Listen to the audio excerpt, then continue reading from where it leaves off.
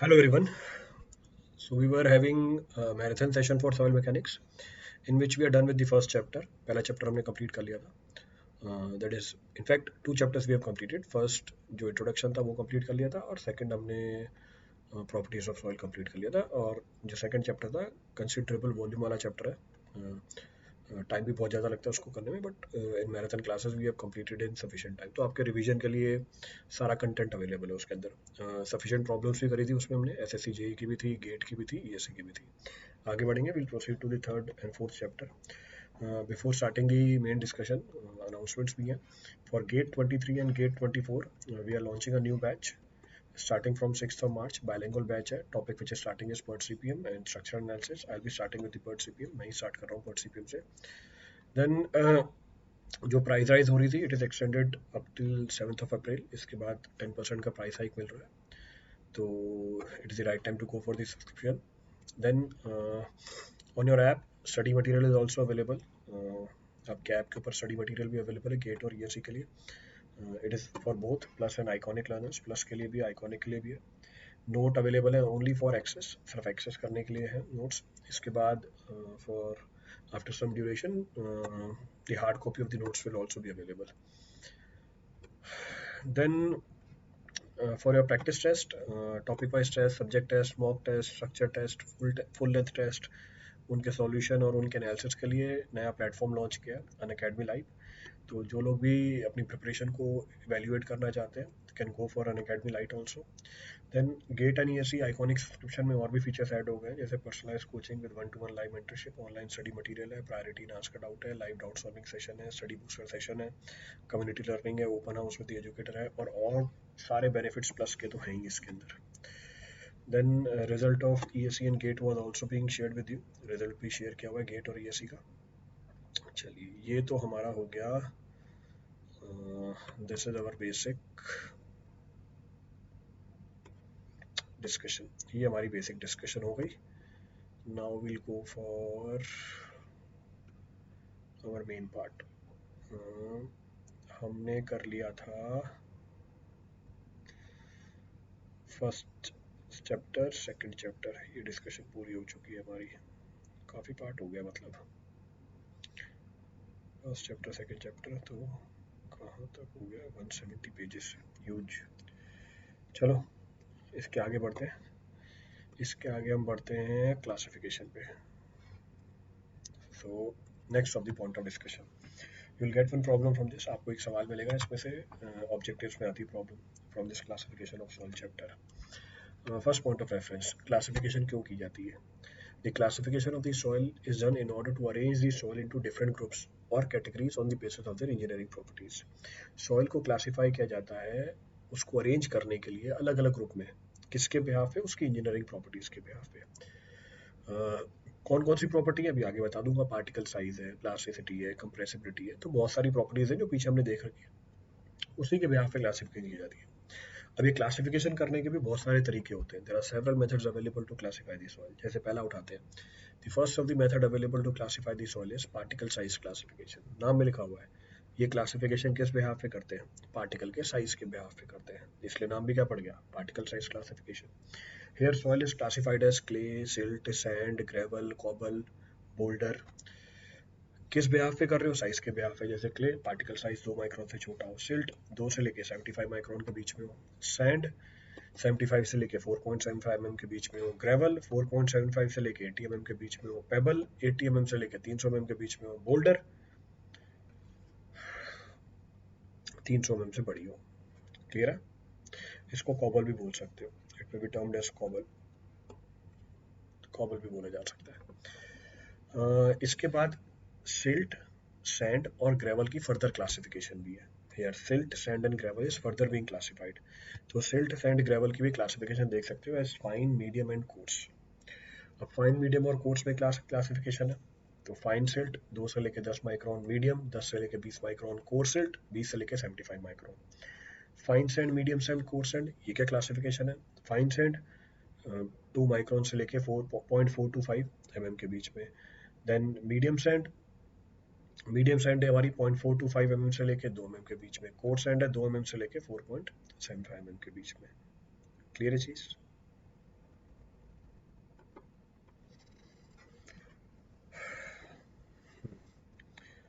Fine sand की classification 2 micron से नहीं है, ये है 75 माइक्रोन से।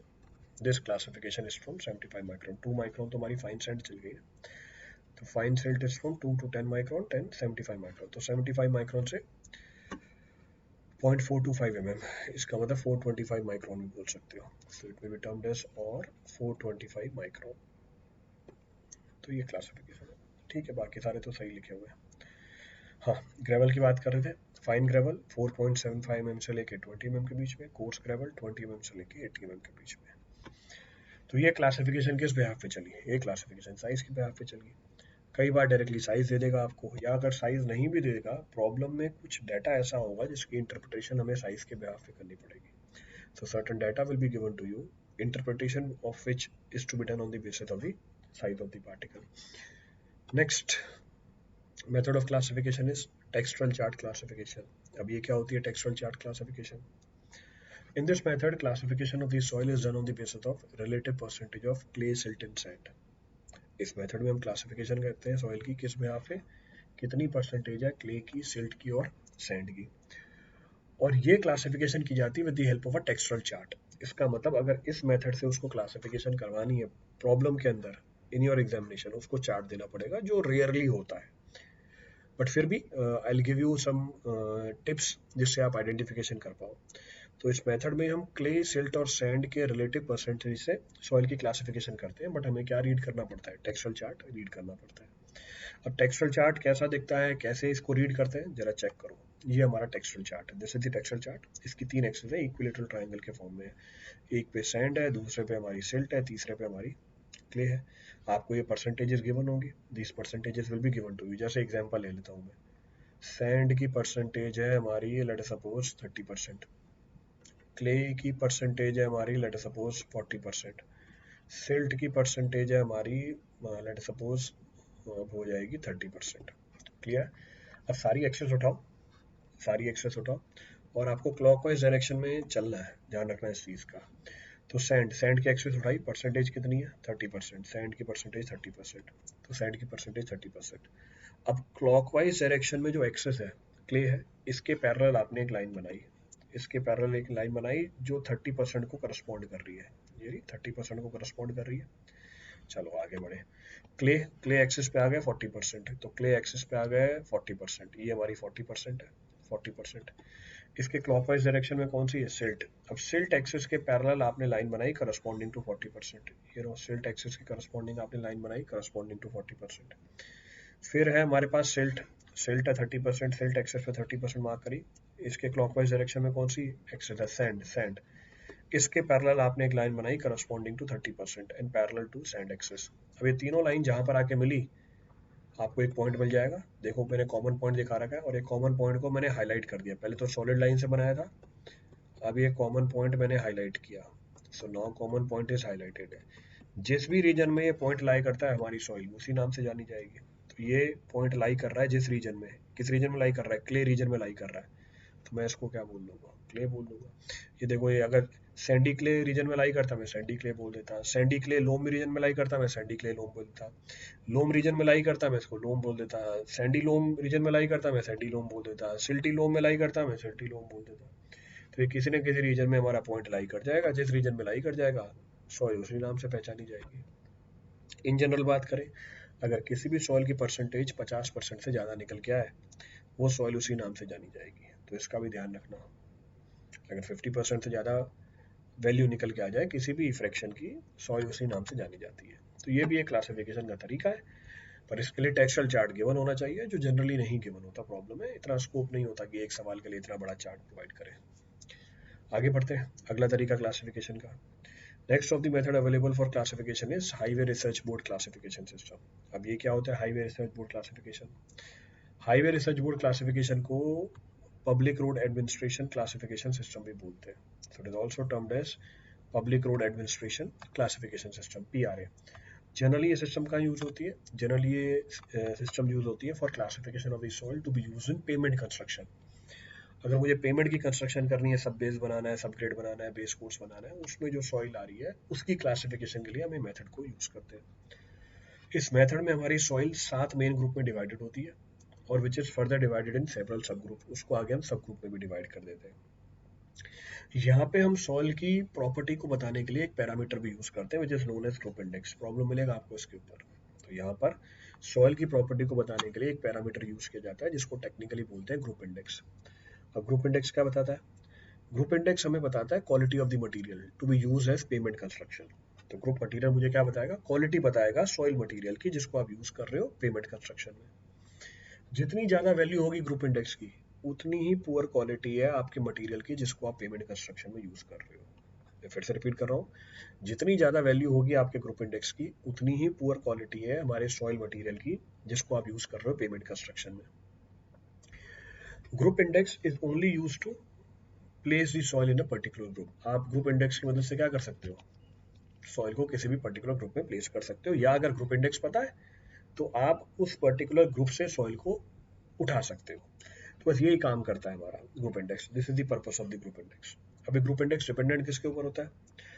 ग्रुप इंडेक्स डिपेंडेंट होता है तीन चीजों के ऊपर। It depends upon three properties of the soil, एक लिक्विड लिमिट, एक प्लास्टिक लिमिट और एक percentage particle passing through 75 micron. कितने परसेंट पार्टिकल हमारे 75 माइक्रोन सीप से पास कर रहे हैं? ग्रुप इंडेक्स की वैल्यू कितनी है? ग्रुप इंडेक्स की वैल्यू है 0.2a, 0.01 vd प्लस 0.005c। अब ये चीज एक्सप्रेशन आपको ध्यान रखनी है, take proper care of the expression. इस एक्सप्रेशन के बेहाफ पे भी आपको प्रॉब्लम मिल जाएंगे।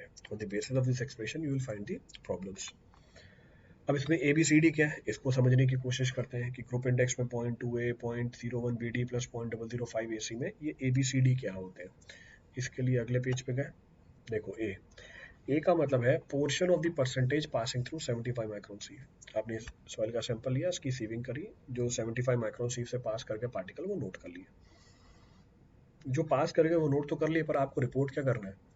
आपको वही पोर्शन रिपोर्ट करना है जो 35 से क्या हो, ज़्यादा और 75 से कम हो। यानी वैल्यू किसके बीच में लाई करेगी? 0 से लेके 40 के बीच में लाई करेगी। जैसे एग्जांपल लेता हूँ, 75 माइक्रोन सीव है, पहला केस लिया। पहला केस लिया, इसमें से जो पार्टिकल पास करे उनकी परसेंटेज है 15। तो 15 का कितना पोर्शन है 35 के ऊपर? 0। तो हमारे ए की वैल्यू कितनी हो जाएगी? 0। लेट सपोज दूसरा केस लिया। अब हमारा जो परसेंटेज पासिंग थ्रू 75 माइक्रोन सीव है, लेट सपोज है 50%। तो 50 का कितना पोर्शन 35 से ऊपर है? हम बोलेंगे 15। तो ए की वैल्यू कितनी हो जाएगी? 15। लेट सपोज अब जो सॉइल पार्टिकल पास कर रहे हैं 75 माइक्रोन सीव से, दे आर 90, 90% पार्टिकल पास कर रहे हैं। 90% का कितना पोर्शन है 35 से ऊपर? 35 से ऊपर कितना पोर्शन हुआ? 35 घटा दिया, 35 घटा दिया तो 55 हो गया। क्लियर है?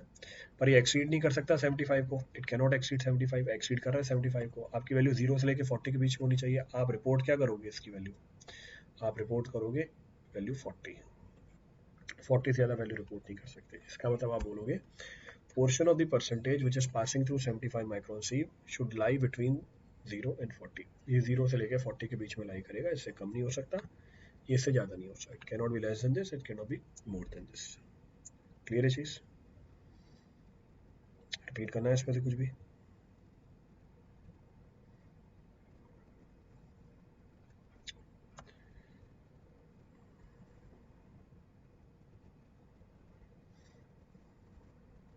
क्लियर है?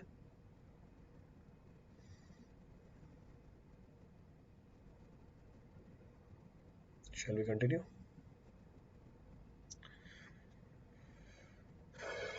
चलो आगे बढ़ते हैं।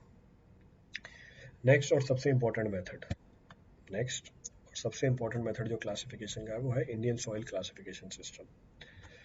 क्यों सबसे इंपॉर्टेंट है? क्योंकि इसी के ऊपर सवाल बनते हैं, भर भर के सवाल आते हैं। तो अगर ऑब्जेक्टिव में किसी भी अच्छे एग्जाम में सवाल आएगा, वो इसी क्लासिफिकेशन सिस्टम से सवाल निकल के आता है। मोर को समझना थोड़ा सा टीडियस है। टीडियस मतलब थोड़ा प्रोसेस लेंदी है, बट एक बार समझ में आ जाए, मेरे ख्याल से इस टॉपिक में से तो कोई सवाल गलत होना ही नहीं चाहिए। इतना आसान टॉपिक है, इतना एप्लीकेशन बेस्ड टॉपिक है ये। तो इसको एक एक करके समझने की कोशिश करते हैं। Will try to understand this process one by one.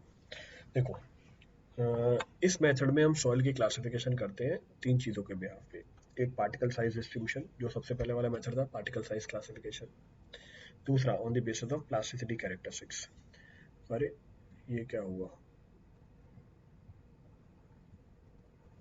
तो बस यही बताया था ना मैंने अभी आपको। पेज खिसक गया आ गया। अच्छा, बाकी बी सी डी भी तो बताने हैं। ए बता के मैंने ख़त्म कर दिया, चलो कोई नहीं, इसमें बाकी बी सी डी का भी बताऊँ। बी का मतलब क्या है, फिर आगे जाते हैं इंडियन सॉइल क्लासिफिकेशन सिस्टम पे। बी का मतलब क्या है, portion of the percentage passing through 75 micron sieve which is more than 15 but not exceeding 55%। और इसकी वैल्यू भी होगी 0 से लेकर 40 के बीच में।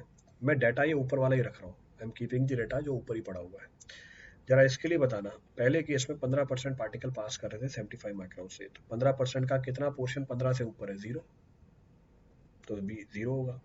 दूसरा है 50%, 50% का कितना पोर्शन 15% से ऊपर है, 35, तो दूसरे केस में बी कितना हो जाएगा, 35। 90% का कितना पोर्शन 15 से ऊपर है, पोर्शन तो बहुत ज़्यादा है, 65 है, नहीं 65 भी नहीं, 75 है, पर ये 55 को एक्सीड नहीं कर सकता, इट कैन नॉट एक्सीड 55, यानी वैल्यू 40 को एक्सीड नहीं कर सकती। हम कितनी वैल्यू बताएंगे, 40 बताएंगे, तो ये बी की वैल्यू हो गई। सी क्या था पीछे वाली रिलेशनशिप में, सी का मतलब था portion of the liquid limit which is greater then 40 but not exceeding 60। Liquid limit की वो वैल्यू जो 40 से ऊपर है पर 60 से ऊपर नहीं हो। इसका मतलब ये सी की वैल्यू किसके बीच में लाई करेगी, 0 से लेकर 20 के बीच में लाई करेगी, ना 0 से कम होगी ना 20 से ज़्यादा होगी। समझने के लिए वैल्यू ले लो। Let suppose liquid limit, 3 case लेता हूँ मैं। लिक्विड लिमिट की वैल्यू है 10, लिक्विड लिमिट की वैल्यू है लेट सपोज 55, लिक्विड लिमिट की वैल्यू है 90। तो पहले वाले केस में सी की वैल्यू कितनी होगी, 10 का कितना पोर्शन 40 से ज़्यादा है, 0। दूसरे केस में 55 का कितना पोर्शन 40 से ज़्यादा है, 15। और तीसरे केस में लिक्विड लिमिट का कितना पोर्शन 40 से ज़्यादा है, 50, पर ये किससे ज़्यादा नहीं हो सकता, 20 को एक्सीड नहीं कर सकता, तो हम कितनी वैल्यू बताएंगे, 20। उसी तरीके से डी का मतलब क्या है, it's the portion of the numerical plasticity index which is greater than 10 but not exceeding 30, not exceeding 30, ये 10 नहीं है 30 है। So portion of the numerical liquid limit which is greater than 10 but not exceeding 30, इसका मतलब D की value भी किसकी range में लाई करेगी, डी की वैल्यू भी रेंज में लाई करेगी 0 से लेके 20 के बीच में। तो खत्म कहानी, प्रॉब्लम इज फिनिश्ड। क्लियर है, चलो next point of reference, group index की मैक्सिमम और मिनिमम वैल्यू कितनी होती है। ग्रुप इंडेक्स की मिनिमम वैल्यू हो सकती है 0, जब ए बी सी डी सारे 0 हो जाए। ग्रुप इंडेक्स की मैक्सिमम वैल्यू कब मिलेगी, जब ए बी सी डी सब मैक्सिमम हो जाए, तो ए और बी 40 हो जाए, सी और डी कितना हो जाए, 20 हो जाए। ये बात भी समझ में आती है। अगर ग्रुप इंडेक्स की वैल्यू मिलती है आपको 0 से लेकर 4 के बीच में, हम बोलेंगे जो क्वालिटी है हमारे सॉइल की वो एक्सीलेंट से लेके गुड है। ग्रुप इंडेक्स की वैल्यू कम, quality comparatively better. Group index की वैल्यू ज़्यादा, क्वालिटी कंपैरेटिवली पुअर। उसी तरीके से अगर ग्रुप इंडेक्स की वैल्यू 4 से लेकर 40 के बीच में, तो क्वालिटी क्या है मटेरियल की, एवरेज टू पुअर और फेयर। पुअर बोल सकते हो, फेयर बोल सकते हो। तो सवाल जनरली ग्रुप इंडेक्स के ऊपर आता है। ग्रुप इंडेक्स पूछ लेगा, ग्रुप इंडेक्स का मैग्नीट्यूड कैलकुलेट करा लेगा, या ग्रुप इंडेक्स के हिसाब से क्वालिटी पूछ लेगा आपसे। He will ask the quality on the basis of the group index. Clear है, चलो अब आते हैं हम इंडियन सॉइल क्लासिफिकेशन सिस्टम के ऊपर, जो इस चैप्टर का मेन क्रक्स है, यानी जो हमें समझना ही पड़ेगा, बिना उसके काम चलेगा ही नहीं। तो इंडियन सॉइल क्लासिफिकेशन सिस्टम में, in Indian soil classification system जो क्लासिफिकेशन की जाती है, it is done on the basis of 3 parameters. पहली प्लास्टिक पार्टिकल साइज डिस्ट्रीब्यूशन, यानी पार्टिकल के साइज के ब्याह पे, जो हमने पहला यूनिट में भी कर रखा था या पहले मेथड में कर रखा था। पहला मेथड क्या था हमारा, पार्टिकल साइज क्लासिफिकेशन। दूसरा प्लास्टिसिटी कैरेक्टरिस्टिक्स, कौन बताता है प्लास्टिसिटी कैरेक्टरिस्टिक्स, आईपी और डब्ल्यूएल, लिक्विड लिमिट हो गई और प्लास्टिक लिमिट हो गई, जिसको हम आईपी के फॉर्म में लिख देते हैं, या सिर्फ डब्ल्यूपी बोल सकते हो, प्लास्टिक लिमिट। और तीसरा हमारा कंप्रेसिबिलिटी, जो कौन बताती है, लिक्विड लिमिट बताती है। लिक्विड लिमिट के पैरामीटर क्या बताते हैं आपको, कंप्रेसिबिलिटी के पैरामीटर क्या बताते हैं आपको, लिक्विड लिमिट, श्रिंकेज इंडेक्स और लास्ट में एक्टिविटी। तो ये 3 प्रॉपर्टी के बिहाफ पे यहाँ पर क्या की जाती है, क्लासिफिकेशन की जाती है। So your classification is done on the basis of 3 parameters, particle size distribution, plasticity characteristics and compressibility. Clear है। इस मेथड में हम सॉइल को ब्रॉडली क्लासिफाई कर देते हैं कैटेगरी के अंदर। In this method soil is broadly classified into 2 categories, एक कोर्स ग्रेन सॉइल, दूसरी फाइन ग्रेन सॉइल। ध्यान से सुनना सारी बातों को एक एक करके। पहले एक क्लासिफिकेशन देखते हैं कोर्स ग्रेन और फाइन ग्रेन सॉइल की क्लासिफिकेशन के लिए। सॉइल को हम कोर्स ग्रेन सॉइल तब बोलेंगे जब 50% या उससे ज्यादा, लिखा हुआ है देख लो, 50% या उससे ज्यादा पार्टिकल 75 माइक्रोन सीव के ऊपर रुक जाए।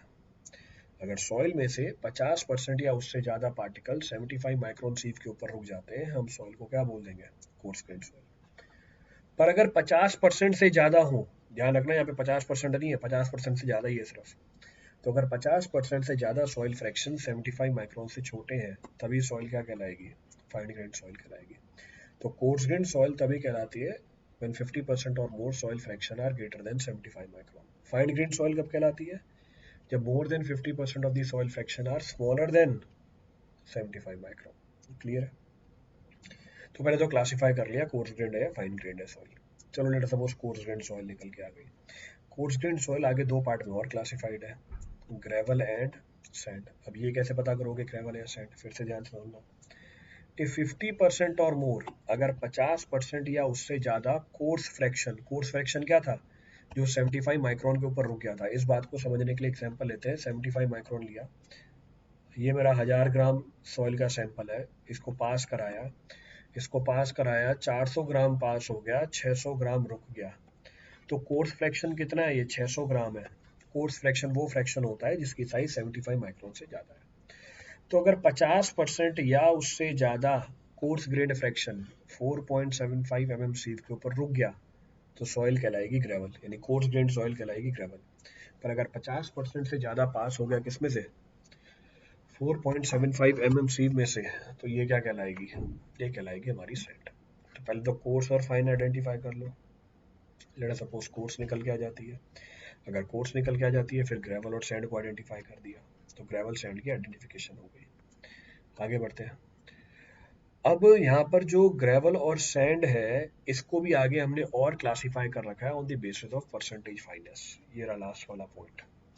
तो इन दिस सिस्टम जो हमारी कोर्स ग्रेन्ड सॉइल है, ये फर्दर क्लासिफाइड है किस बिहाफ पे? परसेंटेज फाइनेस के बिहाफ पे।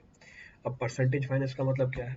परसेंटेज फाइनेस का मतलब है कितने परसेंट पार्टिकल 75 माइक्रोन से छोटे हैं। तो परसेंटेज फाइनेस मीन्स व्हाट? कितने परसेंट पार्टिकल 75 माइक्रोन से छोटे हैं। इस बिहाफ पे भी क्लासिफिकेशन होती है कोर्स ग्रेन्ड सॉइल की। कैसे? पहली क्लासिफिकेशन, हमारी course grand soil sand gravel दोनों हो सकती है, दोनों केस लेके चलूंगा। लेट्स सपोज परसेंटेज फाइनेस आपका 5% से कम है। इसका मतलब क्या हुआ? 5% पार्टिकल की साइज ही किससे छोटी है? 5% पार्टिकल की साइज ही 75 माइक्रोन से छोटी है। तो उस केस में आप सिर्फ क्या बता दोगे? ग्रेडेशन बता दोगे कि आपकी जो ग्रेवल है वेल ग्रेडेड है या पुअरली ग्रेडेड है, आपका जो सैंड है वेल ग्रेडेड है या पुअरली ग्रेडेड है। ग्रेडेशन कैसे बताओगे? ये आपको फर्स्ट चैप्टर में बताया था। ग्रेवल है, वेल ग्रेडेड कब होता है? जब CU 4 से ज्यादा और कोफिशिएंट ऑफ कर्वेचर 1 से लेकर 3 के बीच में। ग्रेवल पुअरली ग्रेडेड कब होगा? जब दोनों में से कोई भी एक कंडीशन फुलफिल नहीं हो। तो कोफिशिएंट ऑफ यूनिफॉर्मिटी 4 से कम या कोफिशिएंट ऑफ कर्वेचर 1 से कम और 3 से ज्यादा, दोनों में से कोई भी एक कंडीशन। सैंड कैसी है? Well graded, poorly graded. Sand well graded कब होगी? लेट्स सपोज आपकी कोर्स ग्रेन्ड सॉइल सैंड निकल के आ जाती है। कब निकल के आती है उसका बता देना कंडीशन। जब 50% से ज्यादा कोर्स ग्रेन्ड फ्रैक्शन पास कर जाए किससे? 4.75 mm सीव से। सैंड वेल ग्रेडेड कब होती है? जब कोफिशिएंट ऑफ यूनिफॉर्मिटी 6 से ज्यादा हो, कोफिशिएंट ऑफ कर्वेचर 1 से लेकर 3 के बीच में हो। पुअरली ग्रेडेड कब होती है? जब दोनों में से कोई भी एक कंडीशन फुलफिल नहीं हो। कोफिशिएंट ऑफ यूनिफॉर्मिटी 6 से कम, कोफिशिएंट ऑफ कर्वेचर 1 से कम और 3 से ज्यादा। तो ये पहला क्राइटेरिया आ गया क्लासिफिकेशन का। लेट सपोज परसेंटेज फाइनेस 12 से ज्यादा है, बहुत ज्यादा है परसेंटेज फाइनेस। तो इस केस में हम साथ में फाइन ग्रेन्ड सॉइल भी बता देते हैं। तो कोर्स ग्रेन्ड सॉइल तो होगी, पर साथ में क्या बता देंगे? Fine grained soil. पहला केस लिया, आपकी course grand soil let suppose gravel है, साथ में क्या बताओगे? क्ले है, सिल्ट है या डुअल नोटेशन है, GMGC सॉइल। यानी क्या हुआ? Silty clay gravel. GC का मतलब क्या हुआ? Clayey gravel. अब C सिंबल यूज किया हुआ है क्ले के लिए, G सिंबल यूज किया हुआ है ग्रेवल के लिए, S सिंबल यूज किया हुआ है सैंड के लिए, सिल्ट के लिए यूज कर रखा है M। क्लियर है? तो अगर परसेंटेज फाइनेस 12 से ज्यादा है तो फाइन ग्रेन्ड सॉइल भी बताएंगे, क्ले है, सिल्ट है या दोनों है, डुअल नोटेशन भी आ जाती है। अब ये फाइन ग्रेन्ड सॉइल कैसे पता करोगे? इसके लिए मदद लेते हैं IP की, यानी प्लास्टिसिटी इंडेक्स की या A लाइन की। अभी बिल्कुल मत पूछना कोई भी सर ये IP क्या होता है, अभी आगे खुद ही बता दूंगा। A लाइन क्या होती है खुद ही बता दूंगा। अभी के लिए अगर IP 7 से ज्यादा हो, plasticity index is more then 7, या आपकी सॉइल A लाइन से ऊपर हो, इसका मतलब क्ले है। तो कोर्स ग्रेन्ड सॉइल थी ग्रेवल, फाइन ग्रेन्ड आ गई क्ले, तो G थी। दूसरा, अगर IP की वैल्यू 4 से कम है और आपकी सॉइल A लाइन के नीचे है, तो सॉइल हमारी सिल्ट है, सॉइल हमारी सिल्ट है, तो हम बोलेंगे जीएम सॉइल। पर अगर आईपी की वैल्यू आपकी 4 से लेकर 7 के बीच में है तो क्ले और सिल्ट का प्रोपोर्शन ऑलमोस्ट सेम है, डुअल नोटेशन आ जाएगा जीएमजीसी सॉइल। तो इस केस में हम डुअल नोटेशन फॉलो कर लेते हैं। दूसरा केस ले लिया, लेट अस सपोज आपकी कोर्स ग्रेड सॉइल सैंड थी, ग्रेवल नहीं थी, तब भी यही कहानी। ऐसा भी हो सकता है कि सैंड के साथ क्ले हो, कैसे पता करेंगे? आईपी से, आईपी 7 से ज़्यादा हो या सॉइल ए लाइन के ऊपर हो। आईपी 4 से कम हो या सॉइल ए लाइन के नीचे हो तो सिल्ट आ जाएगा। अगर आईपी 4 से लेकर 7 के बीच में हो तो dual notation silt and clay. Clear है? तो अगर परसेंटेज फाइनेस 5% से कम कोर्स ग्रेन्ड सॉइल के साथ आप क्या बताओगे? ग्रेडेशन। अगर परसेंटेज फाइनेस 12% से ज़्यादा कोर्स ग्रेन्ड सॉइल के साथ क्या बताओगे? आप बताओगे फाइन ग्रेन्ड सॉइल। ऐसा भी तो हो सकता है परसेंटेज फाइनेस 5 और 12 के बीच में हो, इस केस में आप दोनों चीज़ें बताओगे। क्या दोनों चीज़ें बताओगे? इस केस में आप ये भी बताओगे कौन सी कोर्स ग्रेन्ड सॉइल की ग्रेडेशन है और कोर्स ग्रेन्ड सॉइल के साथ कौन सी फाइन ग्रेन्ड सॉइल है। अब दोनों चीज़ें बताएंगे, जरा चेक करना। GWGC पहले बताई ग्रेडेशन, दूसरे केस में बताया फाइन ग्रेन्ड सॉइल। यानी well graded gravel with clay, तो है तो सॉइल ग्रेवल पर साथ में क्या है? क्ले। वेल ग्रेडेड कैसे बताया? CUCC की मदद से। क्ले कैसे बता दिया? आईपी की मदद से। Next, poorly graded gravel with silt. तो poorly graded gravel with silt, इसका मतलब सिल्ट ज़्यादा है क्ले से। पुअरली ग्रेडेड है मतलब दोनों में से एक भी कंडीशन फुलफिल नहीं हो रही है। सिल्ट है, इसका मतलब आईपी लेस देन 4। क्लियर है? Next, well graded gravel with silt. अब well graded gravel with silt, इसका मतलब क्या होगा? ग्रेडेशन तो वेल ग्रेडेड है पर साथ में क्या है? सिल्ट भी है। ग्रेडेशन वेल ग्रेडेड है, सीयू की वैल्यू 4 से ज़्यादा, सीसी की वैल्यू 1 से 3 के बीच में। सिल्ट है, सिल्ट है कैसे पता करोगे? यानी आईपी की वैल्यू क्या हो? 4 से कम हो। When IP is less than 4, last injury index 4 से क्या निकल के आनी चाहिए? कम निकल के आनी चाहिए। Next, poorly graded gravel with silt. Poorly graded gravel है और साथ में क्या है? वो हो गई सिल्ट। पुअरली ग्रेडेड ग्रेवल है, साथ में क्या है? क्ले है। पुअरली ग्रेडेड है यानी सीयू और सीसी की कंडीशन फुलफिल नहीं हो रही। क्ले है, कैसे पता करोगे? आईपी की वैल्यू 7 से ज़्यादा है, IP is more then 7, so it is poorly graded gravel with clay. अब ग्रेवल की जगह सैंड भी हो सकता है और परसेंटेज फाइनेस 5 से लेकर 12 के बीच में हो सकती है। अब ध्यान रखना यहाँ पे अगर आईपी 4 से लेकर 7 के बीच में हो, कोई क्लासिफिकेशन नहीं है एज पर अवर कोड। ये बहुत बोला सर आईपी 4 से लेकर 7 के बीच में हो सकता है, हो सकता है। उस केस में हमारा कोड कोई क्लासिफिकेशन नहीं बताता। उस केस में हम क्या करते हैं? नॉन प्लास्टिक क्लासिफिकेशन करते हैं जो आपके स्कोप में ही नहीं, तो मेंशन करके लिखा हुआ है मैंने कि अगर परसेंटेज फाइनेंस 5 से लेकर 12 के बीच में हो और आईपी 4 से लेकर 7 के बीच में हो, इस केस में हम क्या यूज़ करते हैं? इस केस में हम यूज़ करते हैं नॉन प्लास्टिक क्लासिफिकेशन।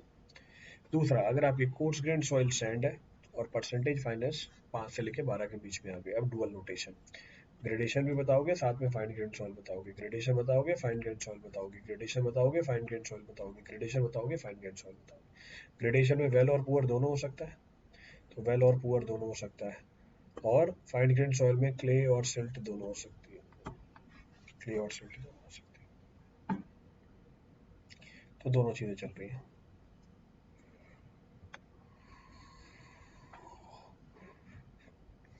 अब जाके पहली क्लासिफिकेशन खत्म हुई है कोर्स ग्रेन सॉइल। तो ये पहली कैटेगरी थी कोर्स ग्रेन सॉइल की हमारी। This was the first category of the course grain soil. अब अगर आगे बढ़े, fine grain soil. Fine grain soil कैसे आइडेंटिफाई करते हैं? पीछे बताया था। अगर 50% से ज़्यादा सॉइल फ्रैक्शन 75 माइक्रोन से पास कर गए, if more than 50% of the soil fraction passes through 75 micron C, it will be termed as fine grained soil। ठीक है, बात समझ में आती है।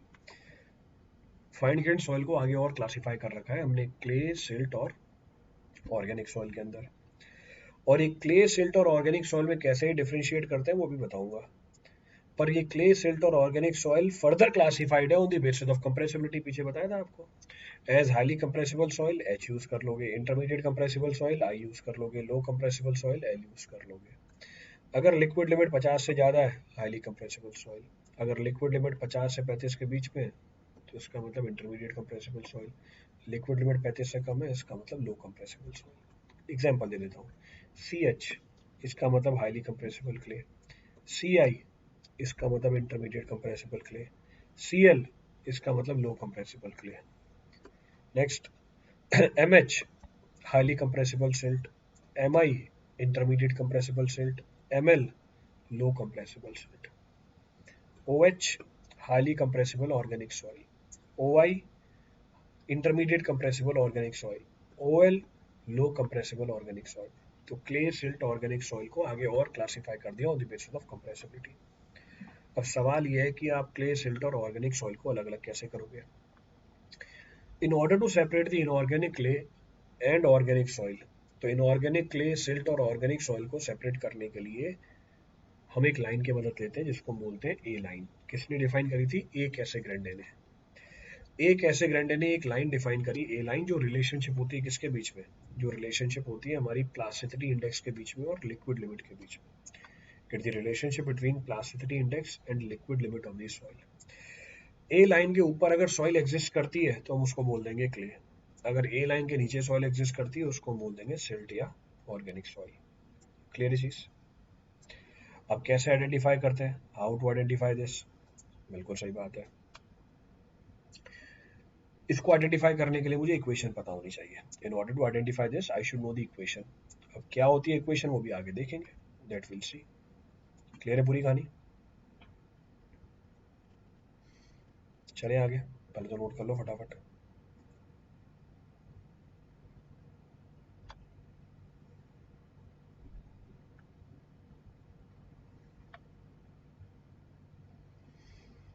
नोट कीजिए फटाफट।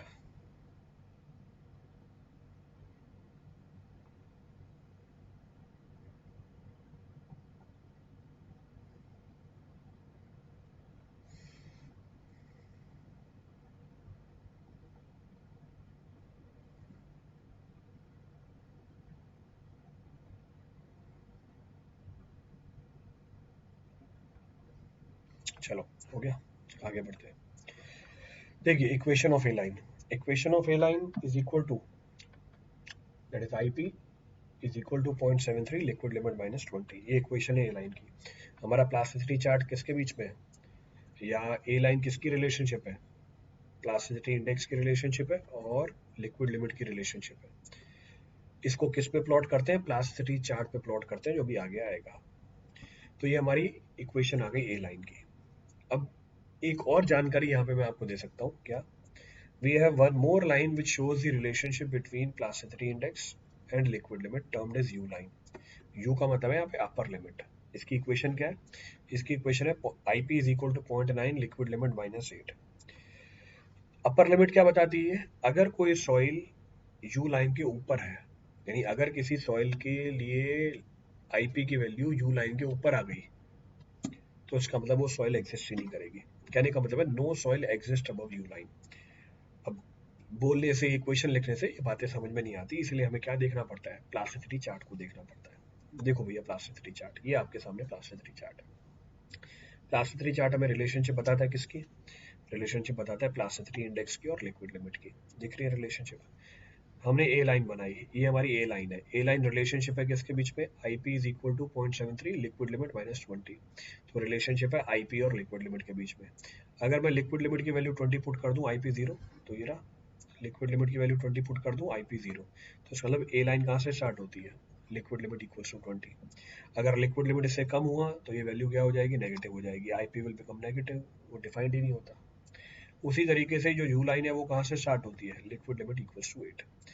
तो अगर कोई सॉइल ए लाइन के ऊपर है, अब मैं शेड करके बता रहा हूँ, अगर कोई सॉइल ए लाइन के ऊपर है, ये हमारी क्ले होगी। अगर कोई सॉइल ए लाइन के नीचे है, ये हमारी सिल्ट होगी। If any soil is below the A line it will B silt. अब ध्यान रखना एक और चीज, यहाँ पे CLML रीजन भी है, there is CLML region also. CLML region ये कहाँ से स्टार्ट होता है? ये 4 है, 4 to 7। अभी पीछे बताया था, अगर IP की वैल्यू 4 से लेकर 7 के बीच में होगी तो क्या यूज करते हैं? डुअल नोटेशन यूज करते हैं। तो ये डुअल नोटेशन, क्ले भी है और सिल्ट भी है, तो C भी है और M भी है। क्लियर है चीज? तो C भी है और M भी है। पीछे भी डिस्कस किया था हमने कि अगर IP की वैल्यू 4 से कम हो जाएगी तो क्या होगा? सिल्ट होगा। आईपी की वैल्यू अगर 4 से कम होगी तो सिल्ट होगा, और अगर 7 से ज़्यादा होगी तो क्ले होगा। तो ये बात भी डिस्कस कर रखी थी हमने, that was also being discuss. पीछे आपने फाइन ग्रेन सॉइल को कंप्रेसिबिलिटी के बिहाफ पे भी क्लासिफाई कर रखा है कि अगर लिक्विड लिमिट 50 से ज़्यादा तो हाई कंप्रेसिबल, 50 से 35 के बीच में इंटरमीडिएट कंप्रेसिबल, और अगर 35 से कम लो कंप्रेसिबल। तो अब दोनों चीज़ों को जोड़ दो। लेट सपोज इस वाले रीजन में हमारी सॉइल आती है, तो एक तो ए लाइन के ऊपर है, दूसरा हाईली कंप्रेसिबल, तो आप बोल दोगे सी एच सॉइल। ये लिखी हुई है सी एच सॉइल, देखो। पर ए लाइन के नीचे आती है, अब आप क्या बोल दोगे, सिल्ट है या ऑर्गेनिक सॉइल है। ऑर्गेनिक सॉइल को डिफरेंशिएट करने का तरीका मैंने आपको पहले चैप्टर में बताया था, ऑर्गेनिक एंड ऑर्गेनिक सॉइल को। तो अगर ए लाइन के नीचे आती है और लिक्विड लिमिट 50 से ज़्यादा है, तो आप क्या बोलोगे, आप बोलोगे हाईली कंप्रेसिबल सिल्ट है या ऑर्गेनिक सॉइल है जिसकी हाई कंप्रेसिबिलिटी है। अगर लिक्विड लिमिट 35 से लेकर 50 के बीच में आती है और सॉइल ए लाइन के ऊपर है, it will be termed as what, clay with intermediate compressibility. पर अगर कोई भी आईपी की वैल्यू किसी सॉइल के लिए यू लाइन से ऊपर आती है, कोई सॉइल एग्जिस्ट नहीं करती यहाँ पे, नो सॉइल एग्जिस्ट हियर। अब ये मैथमेटिकल बातें हैं, प्रैक्टिकली हो सकता है कोई सॉइल आ जाए इस रीजन में, पर अभी तक पाई नहीं गई है। अगर पाई भी गई है, बहुत कम पाई गई है, इसलिए हम क्या बोल देते हैं, नो सॉइल एग्जिस्ट हियर। हो सकता है फ्यूचर में मिल जाए, तो इसको मॉडिफाई कर लेंगे, विल मॉडिफाई दिस। क्लियर है। उसी तरीके से अगर हमारे लिक्विड लिमिट की वैल्यू 35 से कम है, हम बोलेंगे हमारी सॉइल की कंप्रेसिबिलिटी है लो। अगर ए लाइन के ऊपर है तो सी एल, ए लाइन के नीचे है तो हम बोलेंगे एम एल सॉइल और ओ एल सॉइल। तो ये फाइन ग्रेन सॉइल की क्लासिफिकेशन आ गई, this is the classification of the fine grain soil.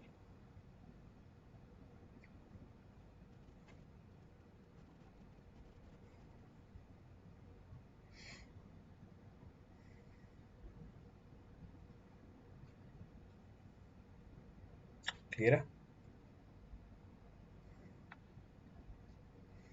चलो, अब जितनी भी बातें बोली है मैंने इंडियन सॉइल क्लासिफिकेशन सिस्टम के बारे में या सारे क्लासिफिकेशन सिस्टम के बारे में, इसको अप्लाई करने की कोशिश करते हैं, we try to apply this. क्या है देख लेते हैं। देखिए,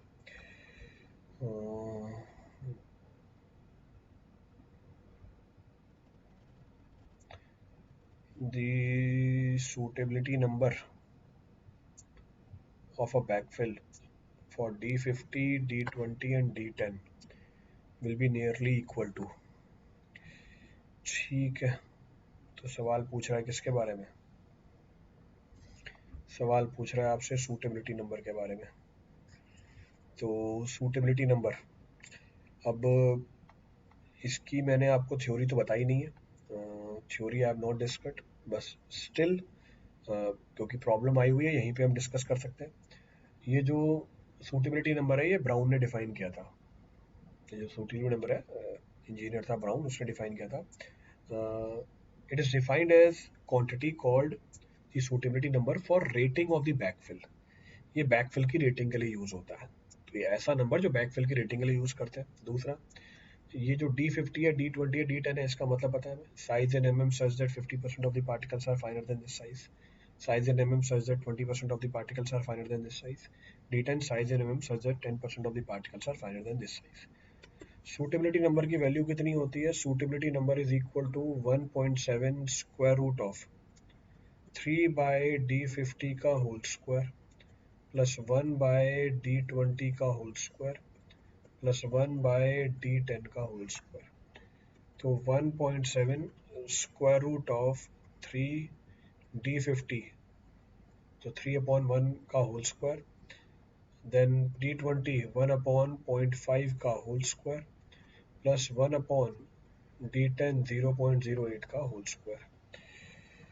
सॉल्व कर लो इसको, जो भी आंसर निकल के आए मार्क कर देना। तो मेरे पास कैलकुलेटर निकालना पड़ेगा मुझे, कैलकुलेटर इसके लिए।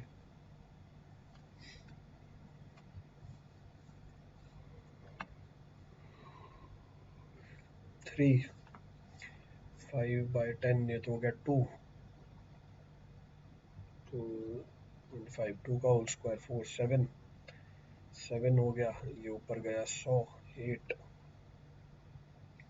0.08। ठीक है, 1.7 स्क्वायर रूट, ये वैल्यू आ रही है 21.7, So answer comes out to be D.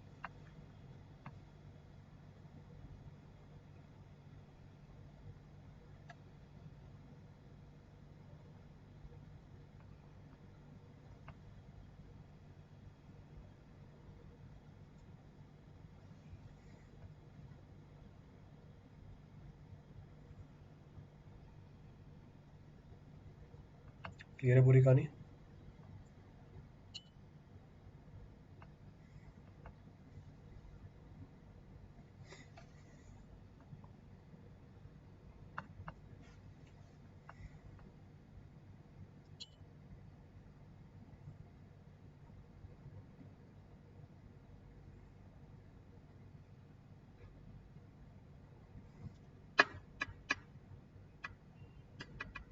चलो आगे बढ़ते हैं, नोट कर लिया तो आगे बढ़ते हैं.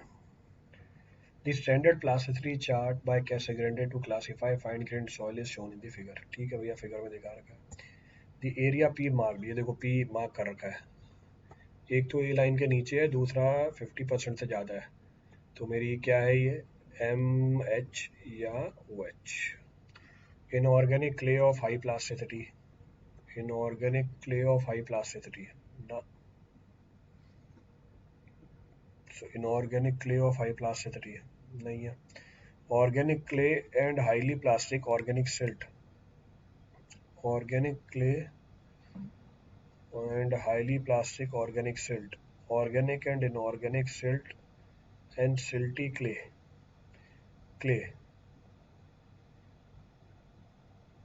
देखो भैया, क्ले तो है नहीं क्योंकि ए लाइन के नीचे है, तो क्ले वाले तो सारे ऑप्शन हट गए. क्या बच गया? Highly plastic organic silt, organic clays. हाँ, ये हो सकता है ऑर्गेनिक सॉइल को क्लासिफाई करने के लिए. This can be the option. तो इनऑर्गेनिक क्ले है और हाई प्लास्टिसिटी है. हाई प्लास्टिसिटी तो है ही, ठीक है, क्योंकि लिक्विड लिमिट 50 से ज़्यादा है पी के लिए. पर ए लाइन के नीचे it can not be clay. Since it is below the A line it is not clay. Clear है पूरी कहानी?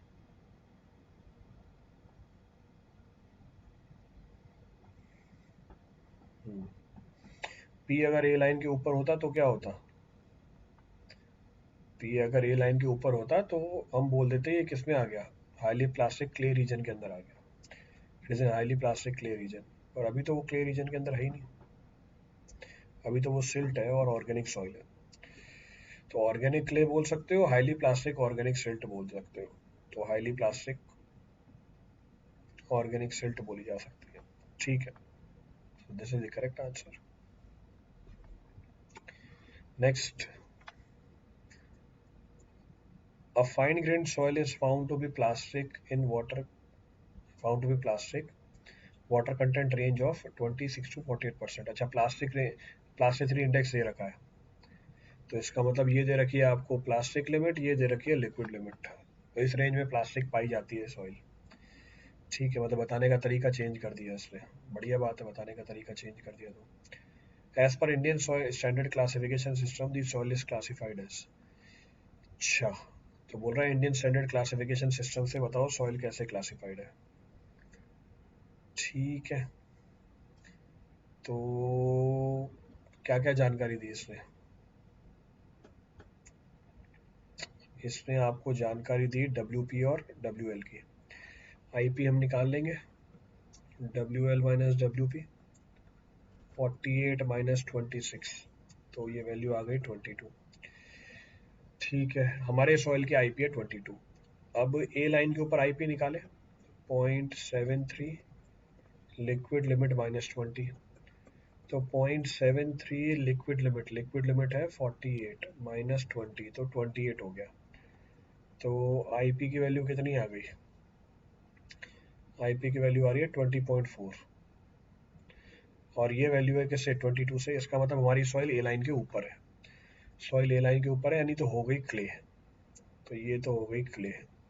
ठीक है, दूसरा हमारा लिक्विड लिमिट क्या है, 35 से लेके 50 के बीच में है, यानी इंटरमीडिएट कंप्रेसिबिलिटी. तो इंटरमीडिएट कंप्रेसिबिलिटी, इसका मतलब सॉइल क्या हो गई, CI. soil is CI.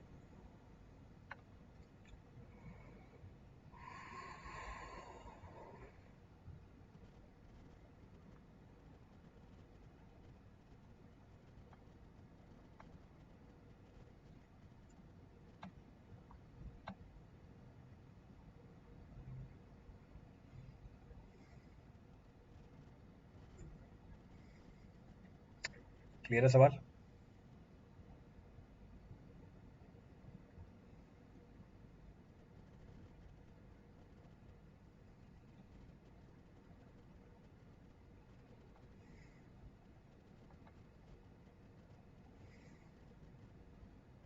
चले आगे।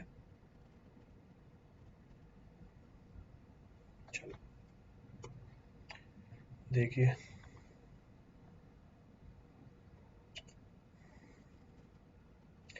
the laboratory test results of a soil sample are given below.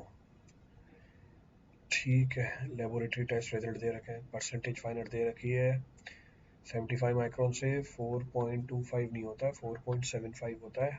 इन्होंने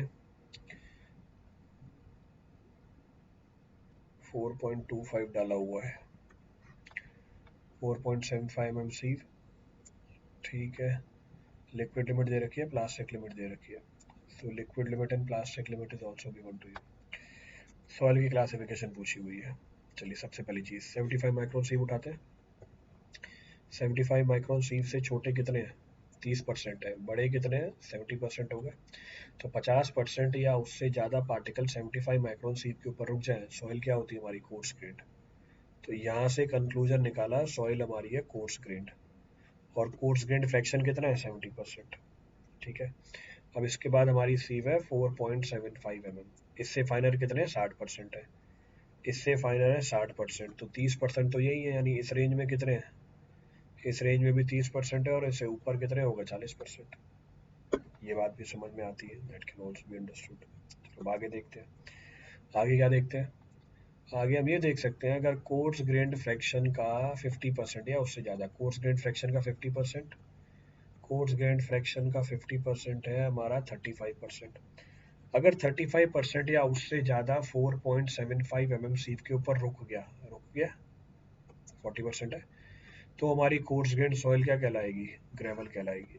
तो ये सॉइल हमारी ग्रेवल है, तो कोर्स ग्रेन्ड सॉइल कहलाएगी ग्रेवल। ठीक है, अच्छी बात है, यह ग्रेवल कहला रही है। अब कोर्स ग्रेन्ड सॉइल को हम क्लासीफाई करते हैं on the basis of percentage finance. और परसेंटेज फाइनेंस क्या होती है? कितने परसेंट पार्टिकल 75 माइक्रोन से पास कर रहे हैं। ये है 30 विच इज मोर देन 12। तो साथ में क्या बताऊंगा? साथ में फाइन ग्रेन्ड सॉइल भी बताऊंगा। अब फाइन ग्रेन्ड सॉइल कैसे बताते हैं? ए लाइन से बताते हैं। ए लाइन की मदद कैसे लूँ? देखो, हम आईपी निकालेंगे सॉइल की। सॉइल की आईपी निकाली 35 माइनस 27, 8%। और ए लाइन के ऊपर आईपी कितनी है? IP is equal to 0.73 liquid limit minus 20, liquid limit minus 20। तो 0.73 लिक्विड लिमिट है, 35 माइनस 20, 15। 15 इंटू 0.73, 11। इसका मतलब हमारी सॉइल के आईपी 11 से कम है, यानी हम ए लाइन के नीचे हैं। ए लाइन के नीचे, तो इसका मतलब क्या हो गया? सिल्ट हो गया। तो ग्रेवल है और साथ में सिल्ट है, यानी जीएम सॉइल हो गई, सिल्टी ग्रेवल। तो ये हो गया क्लासिफिकेशन सॉइल का। बहुत ही सबसे सिंपल चैप्टर है मेरे ख्याल से तो ये सॉइल का।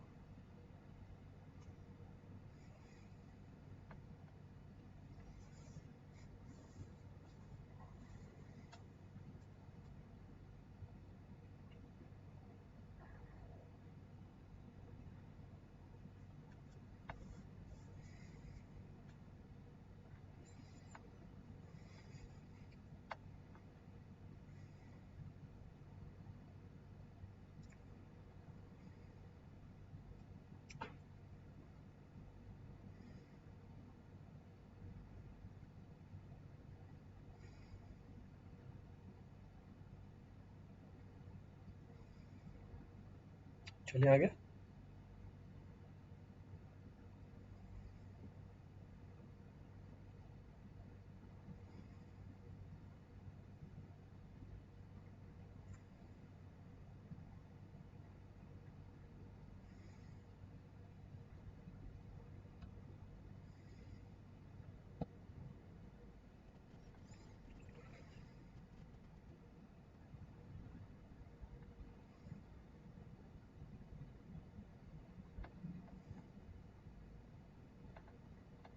Shall we continue?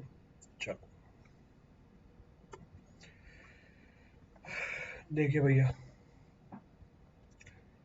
a fine grained soil has a liquid limit of 60%, plastic limit of 20%. As per the plasticity chart, according to IS classification, the soil is represented. अच्छा directly पूछ रहा है। पहली चीज, फाइन ग्रेन सॉइल है, liquid limit 50 से ज़्यादा है, liquid limit is 60 more than 50, क्या हो गया, highly compressible soil. Next, soil की IP 60 minus 20 40, IP of A line 0.73, liquid limit minus 20, तो 0.73 लिक्विड लिमिट, लिक्विड लिमिट कितनी दे रखी है 60 माइनस 20 40, तो 40 इंटू 0.73, तो ये आ गए 29 अप्रोक्सीमेटली। तो इसका मतलब हमारी आईपी ए लाइन की आईपी से ज़्यादा है, इसका मतलब क्या हुआ, क्ले। तो क्ले है हाई कंप्रेसिबिलिटी की, तो सी एच सॉइल, सिंपल है सवाल। So the given sample of the soil is clay with high compressibility.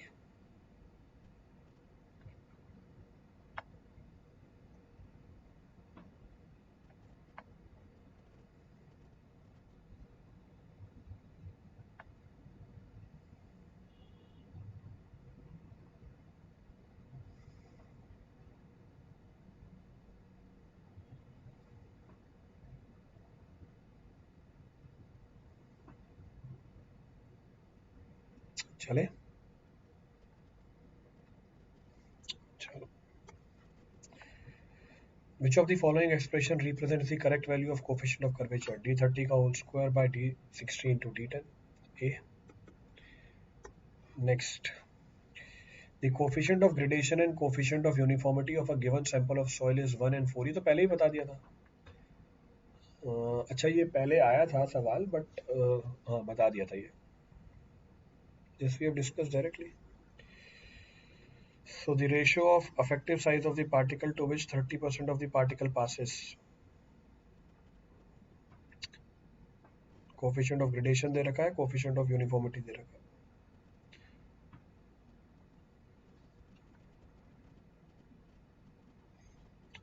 So you have to calculate what? Ratio of effective size of the diameter through which 30% of the total mass is passed. अच्छा, ये पहले भी निकाला था हमने, कैसे निकाला था, कोफिशिएंट ऑफ ग्रेडेशन d30 का whole square d60 into d10, ये आपको दे रखी है 1। सो d30 का कोफिशिएंट ऑफ ग्रेडेशन है, ठीक है। सो d30 का whole square is equal to d60 into d10। फिर coefficient of uniformity d60 by d10, ये 4 दे रखा है, तो d60 is equal to 4 times of d10, इसका मतलब 4 टाइम्स ऑफ d10 का होल स्क्वायर, यही हुआ। सो d30 बाई d10 का रेशियो कितना आ गया, 2।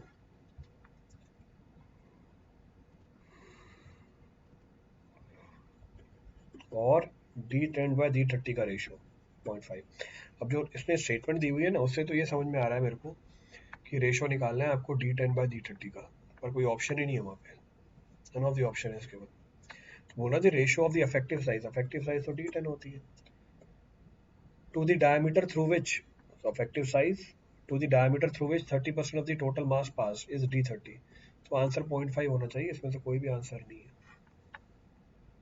None of the option is the answer. तो जो भी ऑप्शन दे रखे हैं उसमें से कोई भी ऑप्शन आंसर नहीं है इसका।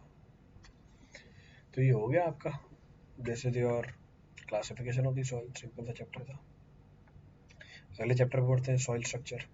अगेन फिर से आपके ए जेई एग्जामों में पूछा जाता है, इनफैक्ट नहीं भी पूछा जाता हो, आगे वाली चीज़ों को समझने के लिए हमें पता होना चाहिए, तो बेसिक स्ट्रक्चर की जानकारी तो होनी चाहिए हमारे पास।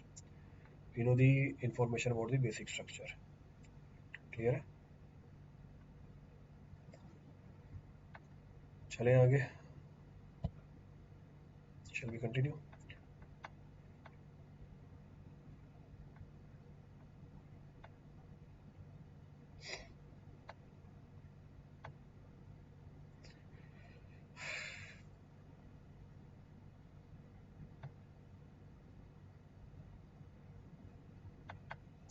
चले आगे।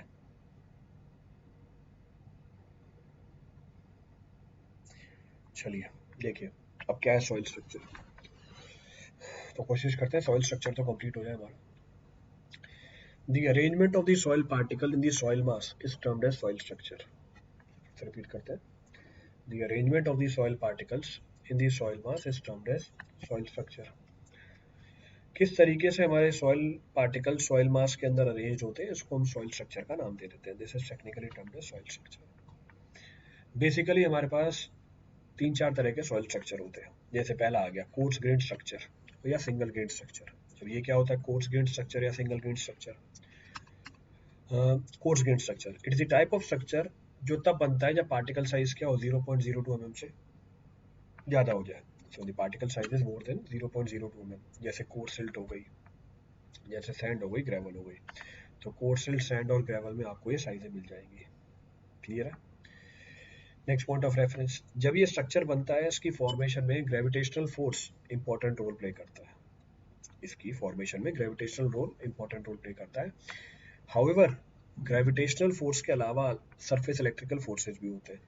तो अगर ये हमारा पार्टिकल है, एक तो फोर्स लग रहा है इसका खुद का वेट, दूसरा फोर्स इसके सरफेस के ऊपर चार्ज प्रेजेंट होता है, जनरली नेगेटिव चार्ज होता है। और ये सरफेस के ऊपर है तो डिपेंडेंट हो गया किसके ऊपर? सरफेस एरिया के ऊपर।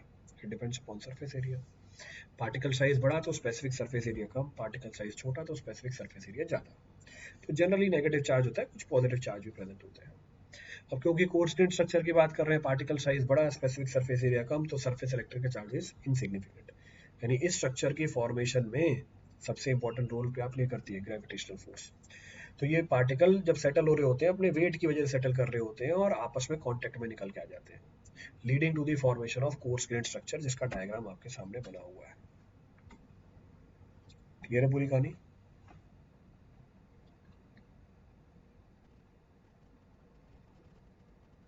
चले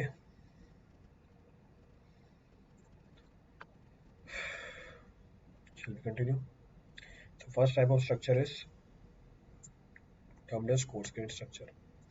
पहले तरह का स्ट्रक्चर हमारा कोर्स ग्रेन स्ट्रक्चर होता है। बना लो डायग्राम। चलो आगे बढ़ते हैं। The next of the structure is termed as honeycomb structure. अब ये क्या होता है हनीकॉम्ब स्ट्रक्चर? जैसे जैसे मैं आगे बढ़ता जाऊंगा वैसे वैसे पार्टिकल की साइज कम होती चली जाएगी। जैसे पीछे क्या था 0.02 mm से बड़े साइज के पार्टिकल, अब क्या हो गया 0.02 mm से लेके 0.2 माइक्रोन साइज के पार्टिकल। क्लियर है? चलो आगे बढ़ते हैं। तो हनीकॉम्ब स्ट्रक्चर कब बनता है? जब पार्टिकल साइज क्या हो? जब पार्टिकल साइज हो हमारी 0.2 माइक्रोन से लेके 0.02 mm के बीच में। इसका मतलब सिल्ट और क्ले में आपको ये स्ट्रक्चर मिल जाएगा। This structure is found generally in the case of silt and clay. क्योंकि पार्टिकल साइज छोटी हुई, जो ग्रेविटेशनल फोर्स है उसका सिग्निफिकेंस कम हुआ। क्योंकि पार्टिकल साइज छोटी हुई, सरफेस इलेक्ट्रिकल फोर्सेस का सिग्निफिकेंस बढ़ा। तो पहले क्या था? ग्रेविटेशनल फोर्स का सिग्निफिकेंस बहुत ज़्यादा, इलेक्ट्रिकल फोर्सेस का सिग्निफिकेंस कम। अब ग्रेविटेशनल फोर्स का कम हुआ, इलेक्ट्रिकल फोर्सेस का बढ़ा, और दोनों इक्वली इंपॉर्टेंट हो गए। अब दोनों इक्वली इंपॉर्टेंट हो गए तो इस स्ट्रक्चर की फॉर्मेशन के टाइम पे जब पार्टिकल अपने वेट की वजह से सेटल कर रहा होता है, जैसे एग्जांपल ये पार्टिकल उठाओ, ये अपने वेट की वजह से सेटल कर रहा है, और जो सरफेस इलेक्ट्रिकल फोर्सेज हैं इन पार्टिकल्स के बीच में वो उसको सेटल नहीं करने दे रहे हैं, तो इनका वर्टिकल कंपोनेंट इसको सेटल नहीं होने देगा। इसका मतलब पार्टिकल लटका हुआ है दो पार्टिकल से जुड़ के। This type of structure is known as honeycomb structure. So here when the particles settle under the effect of their own weight, here when the particles settle under the effect of their own weight, surface electrical forces hold them in contact with the other particle. इसीलिए यहाँ पर particle जरूरी नहीं है आपस में contact में हो, इसीलिए पार्टिकल्स के बीच में वॉइड्स हो जाते हैं। दिख रहे हैं वॉइड्स? तो इनकी परमेबिलिटी क्या होती है? ज़्यादा होती है। तो अगर ये स्ट्रक्चर अनब्रोकन है, इसकी स्ट्रेंथ ज़्यादा है और परमेबिलिटी ज़्यादा है, और एक बार ये स्ट्रक्चर ब्रेक हो जाए, once structure is broken, strength भी कम हो जाती है और परमेबिलिटी भी कम हो जाती है। क्लियर है?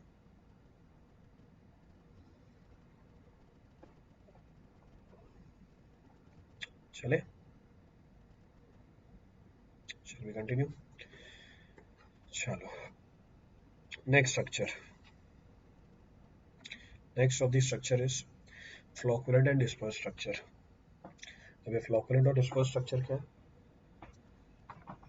ये स्ट्रक्चर तब बनता है जब पार्टिकल साइज बहुत ही छोटी हो। कितनी? 0.2 माइक्रोन से छोटी।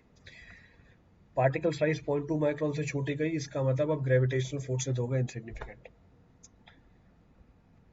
इसका मतलब क्या हुआ, सरफेस इलेक्ट्रिकल फोर्सेज होगा significant. So during the formation of the structure, surface electrical forces play the significant role. Clear? तो ये लिखा हुआ है, मेंशन भी कर रखा है, ग्रेविटेशनल फोर्स सिग्निफिकेंट और surface electrical forces play the significant role. तो ये बात भी समझ में आई। अब कैसा स्ट्रक्चर बनेगा, फ्लोकुलेंट बनेगा, डिस्पर्स स्ट्रक्चर बनेगा, ये डिपेंड कर जाता है किसके ऊपर, ये डिपेंड कर जाता है कि जो नेट चार्ज है पार्टिकल्स के ऊपर वो पॉजिटिव या नेगेटिव है।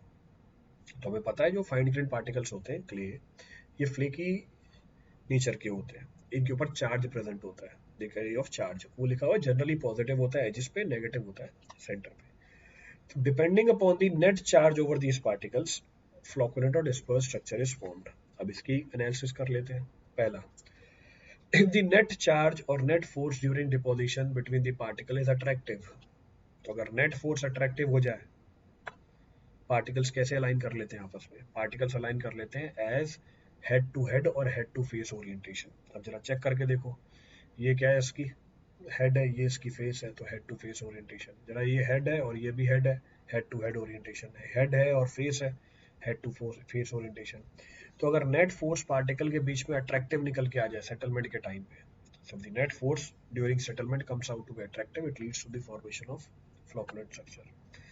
अगर ये स्ट्रक्चर अनब्रोकन है, जैसे हनीकॉम्ब स्ट्रक्चर था, इसकी स्ट्रेंथ ज्यादा होती है, देख रहा है, ओपनिंग्स बहुत ज्यादा है, वॉइड्स, परमिबिलिटी बहुत ज्यादा होती है, वॉल्यूम चेंज नहीं होगा। क्यों? क्योंकि ये जो कॉलम लाइक स्ट्रक्चर है क्या प्रोवाइड करते हैं, रिस्ट्रेन प्रोवाइड कर सकते हैं। अब ये रिस्ट्रेन प्रोवाइड कर सकते हैं तो सॉइल दबती नहीं है, तो उसका मतलब कंप्रेसिबिलिटी क्या निकल के आती है, कम निकल के आती है।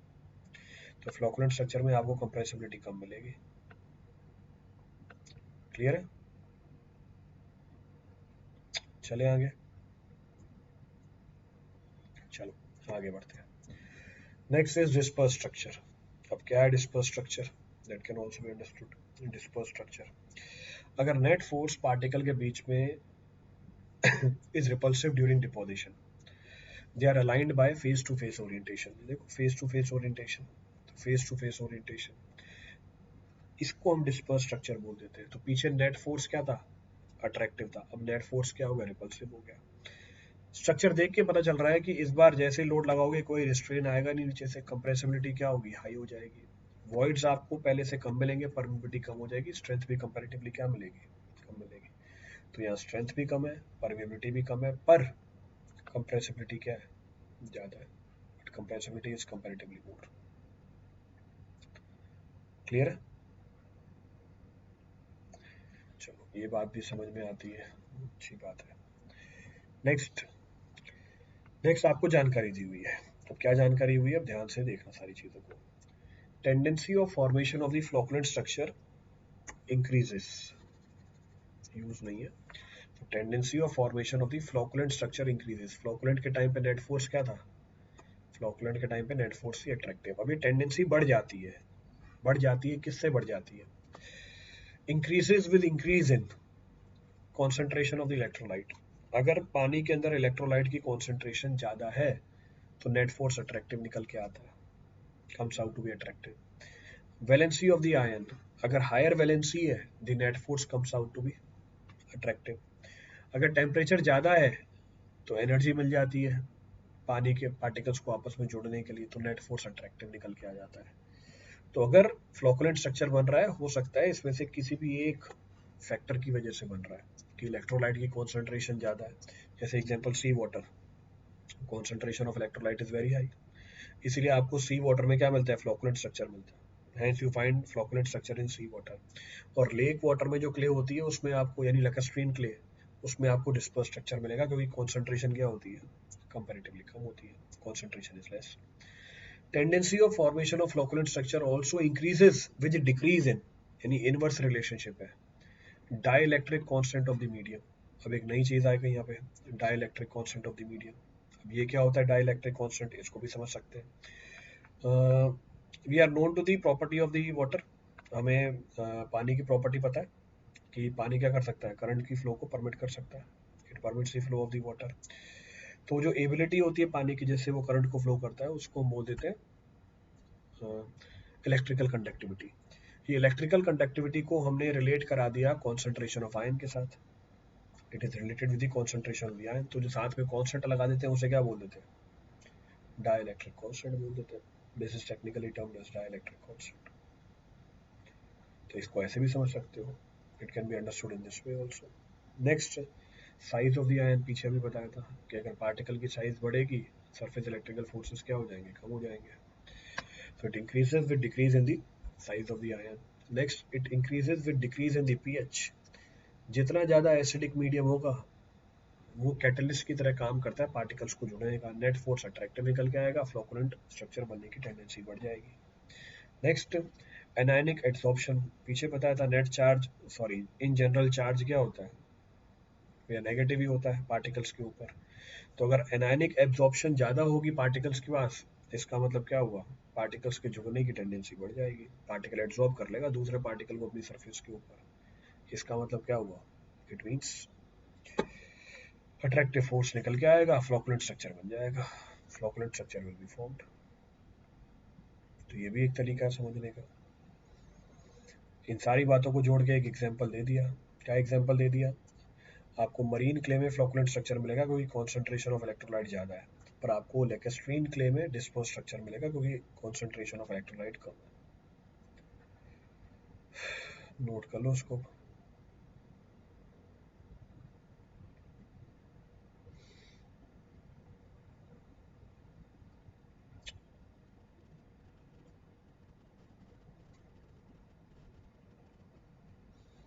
डाइलेक्ट्रिक कांस्टेंट को आप इंसुलेटर भी बोल सकते हो.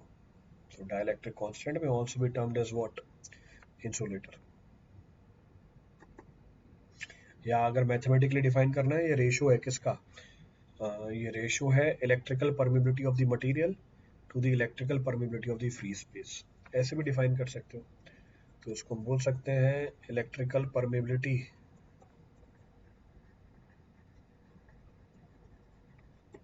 Of material to the electrical permeability of the free space. To the electrical permeability of free space. Electric permeability of free space. जैसे मर्जी डिफाइन कर. फ्री स्पेस का मतलब होता है वैक्यूम. इसको हम डाइलेक्ट्रिक कांस्टेंट बोल देते हैं. चलिए, ये बात भी समझ में आती है. तो अभी तक तो हमने कौन कौन से स्ट्रक्चर देख लिया? कोर्स ग्रेन्ड स्केलेटन स्ट्रक्चर देख लिया, फिर हमने बात करी हनीकॉम्ब स्ट्रक्चर की, फिर हमने बात करी फाइन ग्रेन्ड स्ट्रक्चर की. फाइन ग्रेन्ड स्ट्रक्चर में भी हमने बात करी किसकी?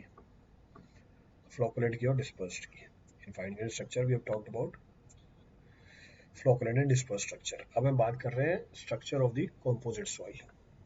Now will be talking about what? Structure of the composite soil. Composite soil क्या होता है? जिसमें कोर्स ग्रेन्ड पार्टिकल भी हो और फाइन ग्रेन्ड पार्टिकल भी हो.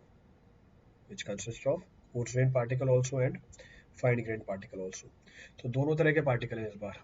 कोर्स ग्रेन्ड भी है, फाइन ग्रेन्ड भी है, पर जिसकी प्रोपोर्शन ज़्यादा है उसके हिसाब से क्लासिफिकेशन है. जिसकी प्रोपोर्शन ज़्यादा है उसके हिसाब से यहाँ पे क्लासिफिकेशन कर रखी है. क्लियर है चीज़? So that will be analyze now. अब उसके एनालिसिस कर लेंगे. देखो पहला उठाया कोर्स ग्रेन्ड स्केलेटन स्ट्रक्चर. नाम से समझ में आ रहा है. Can be directly analyse from the name itself. What is this course grand skeleton structure? ये वो स्ट्रक्चर है जिसमें course grand proportion comparatively fine grand proportion से क्या मिलेगी आपको? ज़्यादा मिलेगी. So here the concentration of the coarse grained particle is comparatively more than that of the fine grained particle. तो इसका डायग्राम भी दिखा रखा है. So the structure is formed when the relative percentage of the coarse grained particle is more than that of fine grained particle. तो जो relative percentage है coarse grained particle की वो fine grained particle के comparatively ज़्यादा है. Next, यहाँ पे जो कोर्स ग्रेन्ड पार्टिकल है वो आपस में कांटेक्ट में मिलेंगे. Here course grained particle will be in contact with each other. और उनके जो वॉइड्स हैं वो कौन फिल कर रहे हैं? There voids are filled with the fine grained particles. उसके वॉइड्स को फाइन ग्रेन्ड पार्टिकल फिल कर रहा है. यानी कोर्स ग्रेन्ड पार्टिकल क्या बना? लोड बेयरिंग मेंबर बना. It means the coarse grained particle has form the load bearing member. इसका मतलब इन सॉइल की कंप्रेसिबिलिटी क्या मिलेगी आपको? कम मिलेगी, पर लोड कैरिंग कैपेसिटी क्या मिलेगी? ज़्यादा मिलेगी.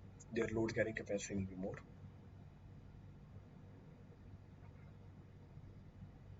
क्लियर है? तो ये कॉम्पोजिट स्ट्रक्चर हो गया कोर्स ग्रेन स्केलेटन स्ट्रक्चर, तो इसको हम कोर्स ग्रेन स्केलेटन स्ट्रक्चर बोल देते हैं। चले आगे। नेक्स्ट नेक्स्ट है हमारी कोहेसिव मैट्रिक्स। अब ये कोहेसिव मैट्रिक्स क्या होती है? ये स्ट्रक्चर तब बनता है when the proportion of the fine grained particle is more than that of coarse grained structure। यानी अब relative percentage fine grained particle की ज्यादा है और कोर्स ग्रेन्ड पार्टिकल की कम है। तो पिछले केस में क्या था, रिलेटिव प्रोपोर्शन किसकी ज्यादा थी? In the previous case the relative proportion of course grand was more, अब रिलेटिव प्रोपोर्शन किसकी ज्यादा है? फाइन ग्रेन्ड की ज्यादा है। इसका मतलब अब कोर्स ग्रेन्ड पार्टिकल आपस में कांटेक्ट में नहीं है। जरा देखो diagram, coarse grained particles are not in contact with each other. इसका मतलब इस बार लोड बेयरिंग मेंबर कौन बनता है? इसका मतलब इस बार लोड बेयरिंग मेंबर बनते हैं हमारे फाइन ग्रेन्ड पार्टिकल। अगर लोड बेयरिंग मेंबर हमारे फाइन ग्रेन्ड पार्टिकल बनते हैं, इसका मतलब क्या हुआ? इसका मतलब ये निकल के आया भैया कि कंप्रेसिबिलिटी ज्यादा होगी, कंप्रेसिबिलिटी विल बी मोर।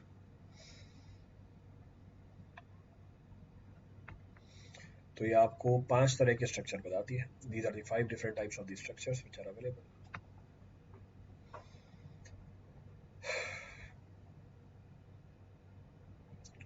चले आगे।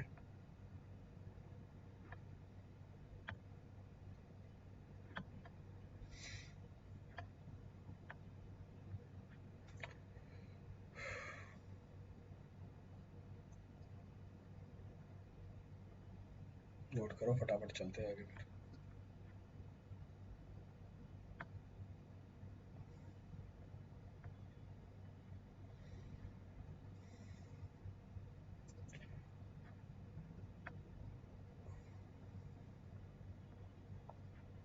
चलो आगे बढ़ते हैं। Now will be talking about the clay mineralogy. अब हम बात करेंगे क्ले के मिनरल्स के बारे में। अगेन फिर से बहुत इंपॉर्टेंट है आपके एग्जाम के पॉइंट ऑफ व्यू से। इनफैक्ट आगे जो डिफरेंट टाइप ऑफ एप्लीकेशंस निकल के आती हैं सॉइल की, वो भी इसी क्ले मिनरलोलॉजी के ऊपर बेस होती है। तो हमें जानकारी होनी चाहिए किसकी? क्ले मिनरल्स की। We should know the information about the clay minerals. तो देखते हैं, so will talk about that. So first point of reference, पहला पॉइंट तो ये बोलता है कि भैया ये क्ले मिनरल्स होते क्या है। तो पहले आप कोशिश करता हूँ मैं एक दो मिनरल तो कंप्लीट करा दूँ या बेसिक स्ट्रक्चर बता दूँ आपको। तो फर्स्ट पॉइंट ऑफ रेफरेंस है क्ले मिनरल्स क्या है। जो क्ले का मटेरियल है, it is basically composed of tinily crystalline structure of one और more members of the small group of minerals termed as clay mineral। जो क्ले का material है वो कंपोज है टाइनी क्रिस्टलाइन स्ट्रक्चर, जिसमें एक या ज्यादा मेंबर होते हैं किसके? क्ले के मिनरल के। ये जो क्ले के मिनरल है आए कहाँ से? ये क्ले के मिनरल आए because of the weathering of the rock. कौन सी वेदरिंग? Chemical weathering. तो जब केमिकल वेदरिंग होती है, बताया था आपको कि मिनरल कंटेंट चेंज हो जाता है, तो ये केमिकल वेदरिंग से आते हैं। क्लियर है चीज? ये जो मिनरल होते हैं इसमें होता क्या है? इसमें पानी होता है, इसमें एल्यूमिनियम होता है, इसमें सिलिका होता है। तो इसको हम बोल सकते हैं these minerals are hydrous aluminosilicate with other metallic ions. और भी मेटेलिक आयंस हो सकते हैं, जैसे एग्जांपल आयरन हो सकता है, मैग्नीज होता है, सोडियम होता है, पोटेशियम होता है, ये सारी चीजें भी होती है इसके अंदर। All these are also present there. Clear है? Next point of reference, on the basis of the arrangement of these clay minerals they are further classified into different groups। अब इनकी अरेंजमेंट कैसी है, इसके हिसाब से इसको हमने अलग अलग पार्ट में क्लासिफाई कर रखा है। क्लियर है चीज? अब क्लासिफिकेशन कैसी है वो देख लेते हैं on the basis of the arrangement. पहला है हमारा केओलिन ग्रुप। अब केओलिन ग्रुप को 1:1 मिनरल भी बोलते हैं। दो तरह के मिनरल है इसके अंदर, एक केओलिनाइट है और दूसरा हेलोसाइट है। तो 2 types of mineral, chemical formula आगे लिखा होगा। नेक्स्ट है हमारे पास मोंट मोरिनोलाइट ग्रुप, जिसको 2:1 मिनरल बोला जाता है, इसका भी केमिकल फॉर्मूला लिखा हुआ है। और तीसरा है हमारा इलाइट ग्रुप, जो मोंट मोरिनोलाइट के ग्रुप के आसपास ही चल रहा होता है, मतलब ऑलमोस्ट सेम कॉम्पोजिशन होती है, थोड़ा बहुत फर्क होता है, उसको भी आगे देख लेंगे। दैट ऑल्सो विल सी कि क्या है हमारी इसकी कहानी। इसको इलाइट ग्रुप बोला जाता है, इसको भी 2:1 मिनरल बोलते हैं। This is also technically termed as 2:1 mineral. Clear है?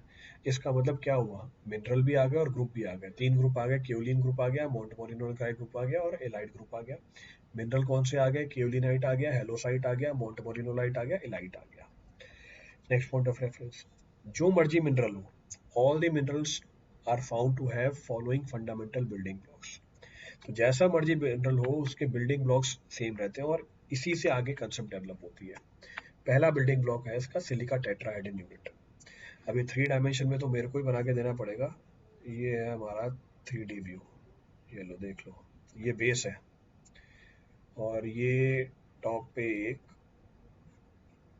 वर्टेक्स दिखा दिया आपको इसकी, ये सेंटर है इसका, दिस इज सेंटर, तो इसको टेट्राहेड्रल यूनिट बोला जाता है। अब होता क्या इसमें, it has 4 oxygen enclosing the silica at the centre of the tetrahedral geometry, तो सेंटर पे सिलिका है अंदर और 4 ऑक्सीजन इसको इंक्लोज कर रहे हैं, देख गए 4 ऑक्सीजन, 3 बेस पे और एक वर्टेक्स पे है। क्लियर है पूरी कहानी। इस सिलिका टेट्राहेड्रल यूनिट को हम रिपोर्ट करते हैं कैसे, ट्रेपेजियम, तो इसका सिंबल होता है, इसको ट्रेपेजियम से डिनोट किया जाता है, सो it is denoted by trapezium. Next, इसके ऊपर नेट चार्ज -1 होता है। अब नेट चार्ज कैसे निकाला -1 का, वो भी समझ सकते हैं। जो ऑक्सीजन है इसके ऊपर -2 होता है और सिलिका के ऊपर क्या होती है, जो ऑक्सीजन एटम है इसके ऊपर है -2, इट कंसिस्ट ऑफ -2 चार्ज। और जो सिलिका है इसके ऊपर, अंडरस्टैंडेबल है, खुद ही बता सकते हो, इट इज क्वाइट अंडरस्टैंडेबल।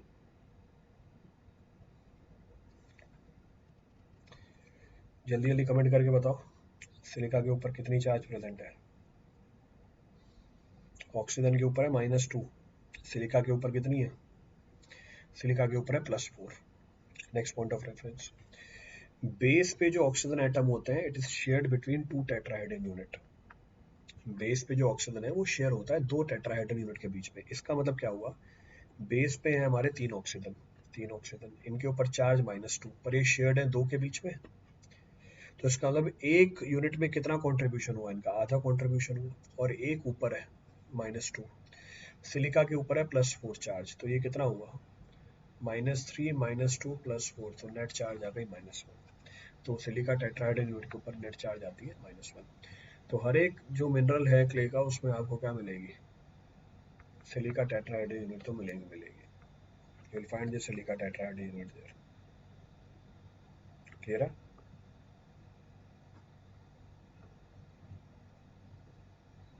चलें आगे,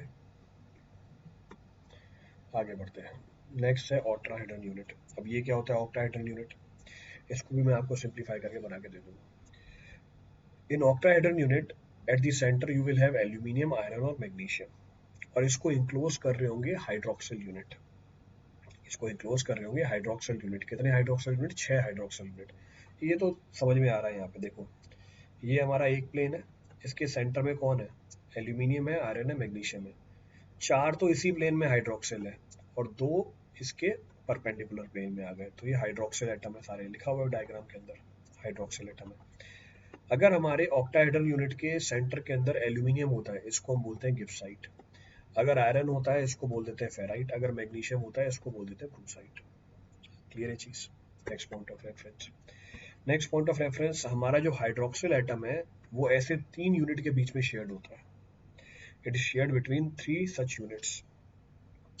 इसका मतलब मैं इसके ऊपर नेट चार्ज निकाल सकता हूँ गिब्साइट यूनिट के ऊपर, कैसे, टोटल 6 है, 6 की चार्ज कॉन्ट्रीब्यूशन है -1, ठीक है, चार्ज कॉन्ट्रीब्यूशन है -1, पर 3 के बीच में शेयर्ड है और एल्यूमिनियम के ऊपर है +3, तो ये कितना हुआ 2 -2 +3, तो +1। तो सिलिका टेट्राहेड्रल यूनिट के ऊपर -1, इसके ऊपर +1, दोनों जुड़ के क्या बन लेते हैं, कंपाउंड बना देते हैं। तो हमेशा क्ले मिनरल में आपको सिलिका टेट्राहेड्रल यूनिट और ऑक्टाहेड्रल यूनिट तो मिलेगी। क्लियर है। चले आगे, नेक्स्ट पॉइंट ऑफ रेफरेंस, पीछे उसको डिनोट किया था ट्रेपेजियम से, इसको डिनोट करते हैं किससे, रेक्टेंगल से, it is denoted by rectangle.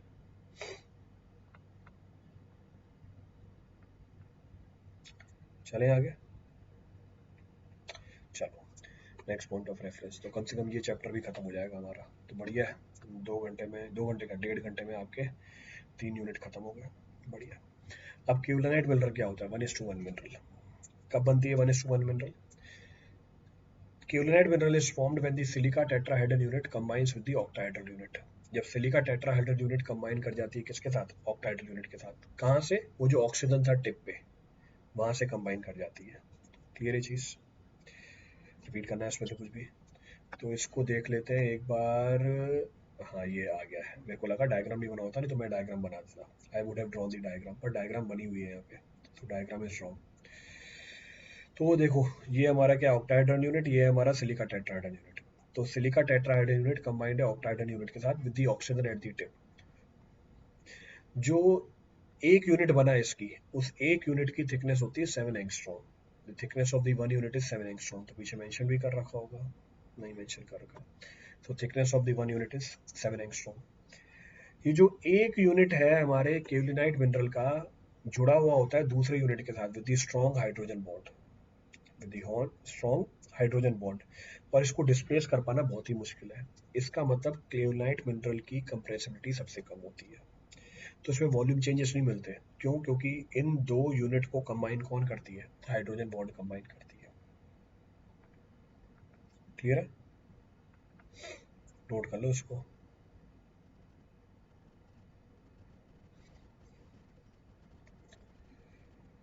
फिर आगे बढ़े।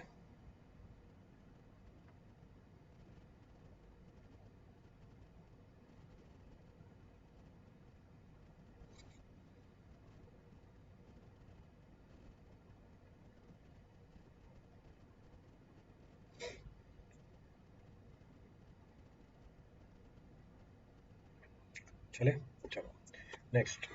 अब क्योंकि जो हमारा ये बॉन्ड है, हाइड्रोजन बॉन्ड, ये बहुत ही स्ट्रॉन्ग है, ऐसे बहुत सारे यूनिट क्यूलिनाइट के आपस में कंबाइन कर जाते हैं, तो ओवरऑल थिकनेस बहुत ज़्यादा निकल के आती है। The overall thickness of the kaolinite mineral comes out to be huge. तो एक यूनिट की थिकनेस थी 7 एंगस्ट्रॉन। अच्छा, कोई बोल देगा एंगस्ट्रॉन क्या होता है, तो वो भी लिख देता हूँ। एक angstrom is equal to 1 angstrom is equal to 10⁻⁻10 metre.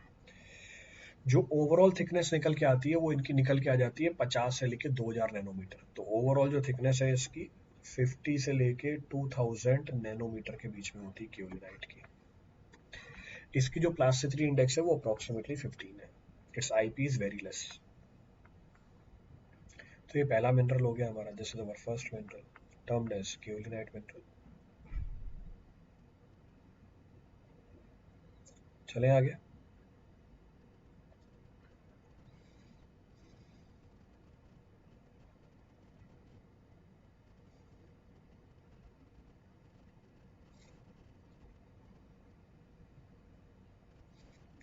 चलिए कंटिन्यू।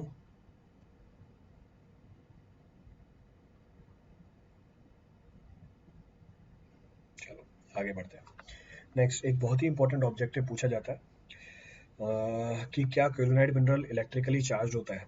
देखिए, क्यूलिनाइट मिनरल वैसे तो इलेक्ट्रिकली न्यूट्रल होता है, पर कई बार ये नेगेटिव चार्ज शो कर लेता है in the presence of the water due to isomorphous substitution. अब ये आइसोमॉर्फस सब्स्टिट्यूशन क्या है मैं आपको भी बताऊंगा, दैट आई विल डिस्कस। तो ये अभी डिस्कशन होगी हमारी। तो पहला मिनरल आ गया हमारा क्यूलिनाइट मिनरल।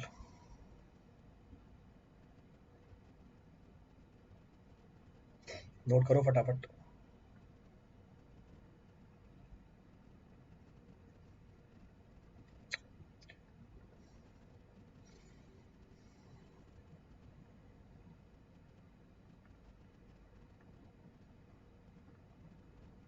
चले,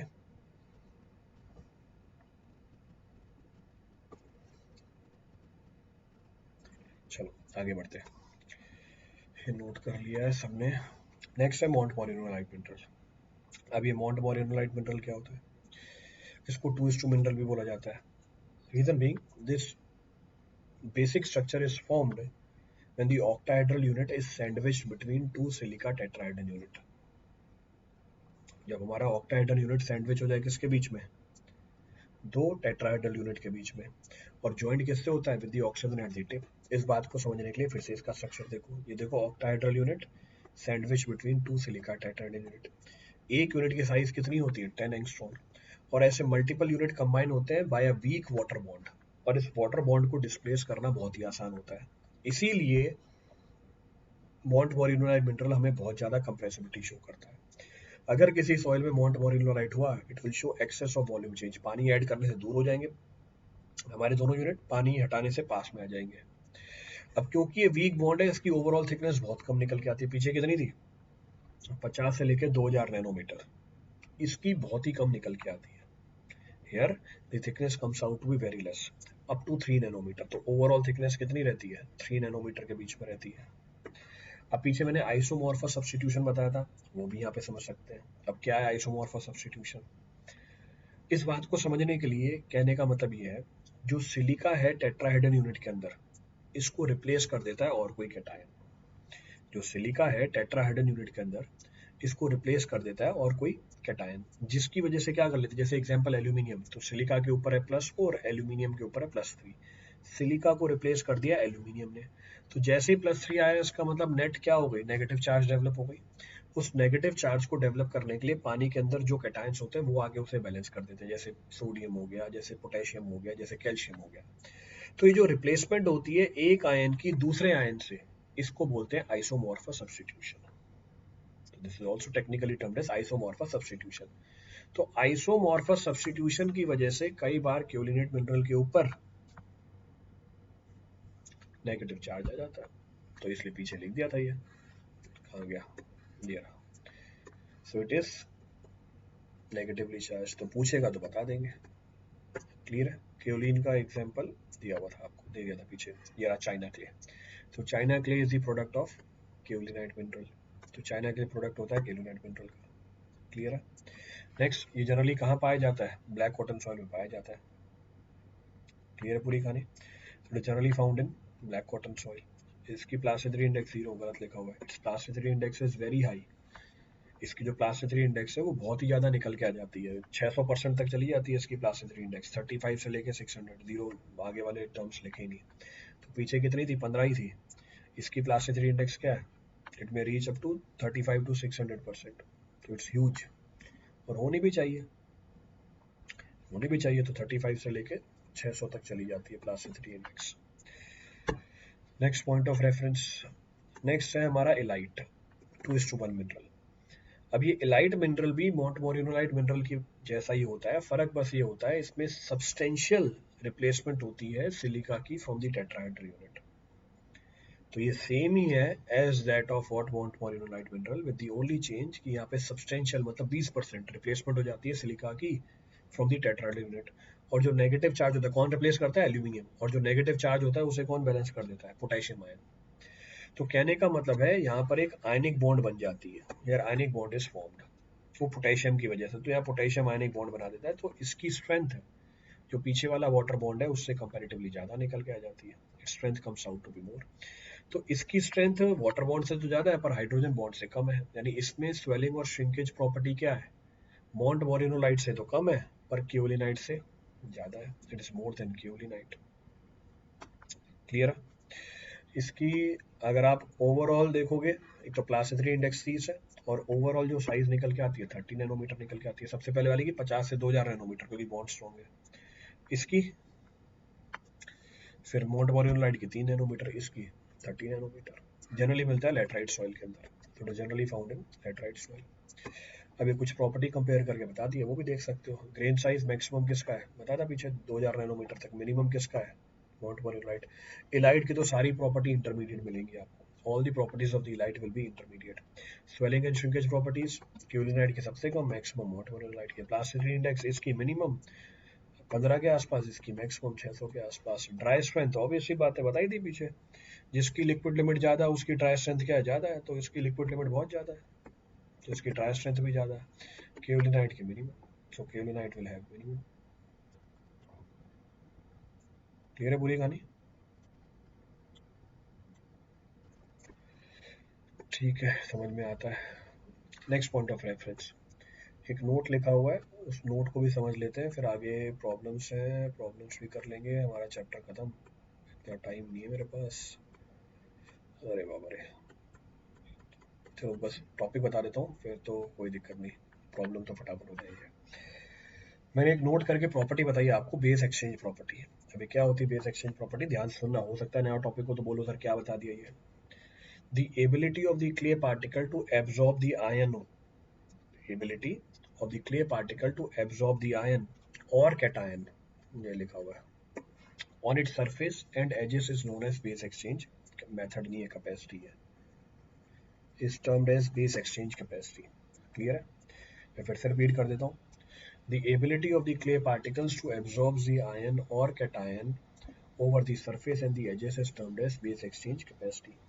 ये फंक्शन होता है किसका, मिनरल के स्ट्रक्चर का और पार्टिकल के साइज का। ये आप खुद बता सकते हो, पार्टिकल साइज छोटी होगी बेस एक्सचेंज कैपेसिटी ज्यादा होगी, पार्टिकल साइज बड़ी होगी क्योंकि सरफेस एरिया छोटा है, बेस एक्सचेंज कैपेसिटी कम होगी। अब इसको मेजर कैसे करते हैं, this base exchange capacity is measured in terms of the weight of the cation which may be held over the surface. ये ड्राई सॉइल है, ये कितने कैटायन को होल्ड कर सकती है, over 100 gram of the soil. तो लेट अस सपोज ये जो कैटायन है इनका वेट है y ग्राम्स। y ग्राम किसके ऊपर है, y ग्राम है 100 ग्राम सॉइल के ऊपर। So base exchange capacity is measured in terms of the weight of the cation। ये cations है और इनका weight कितना है, y grams है।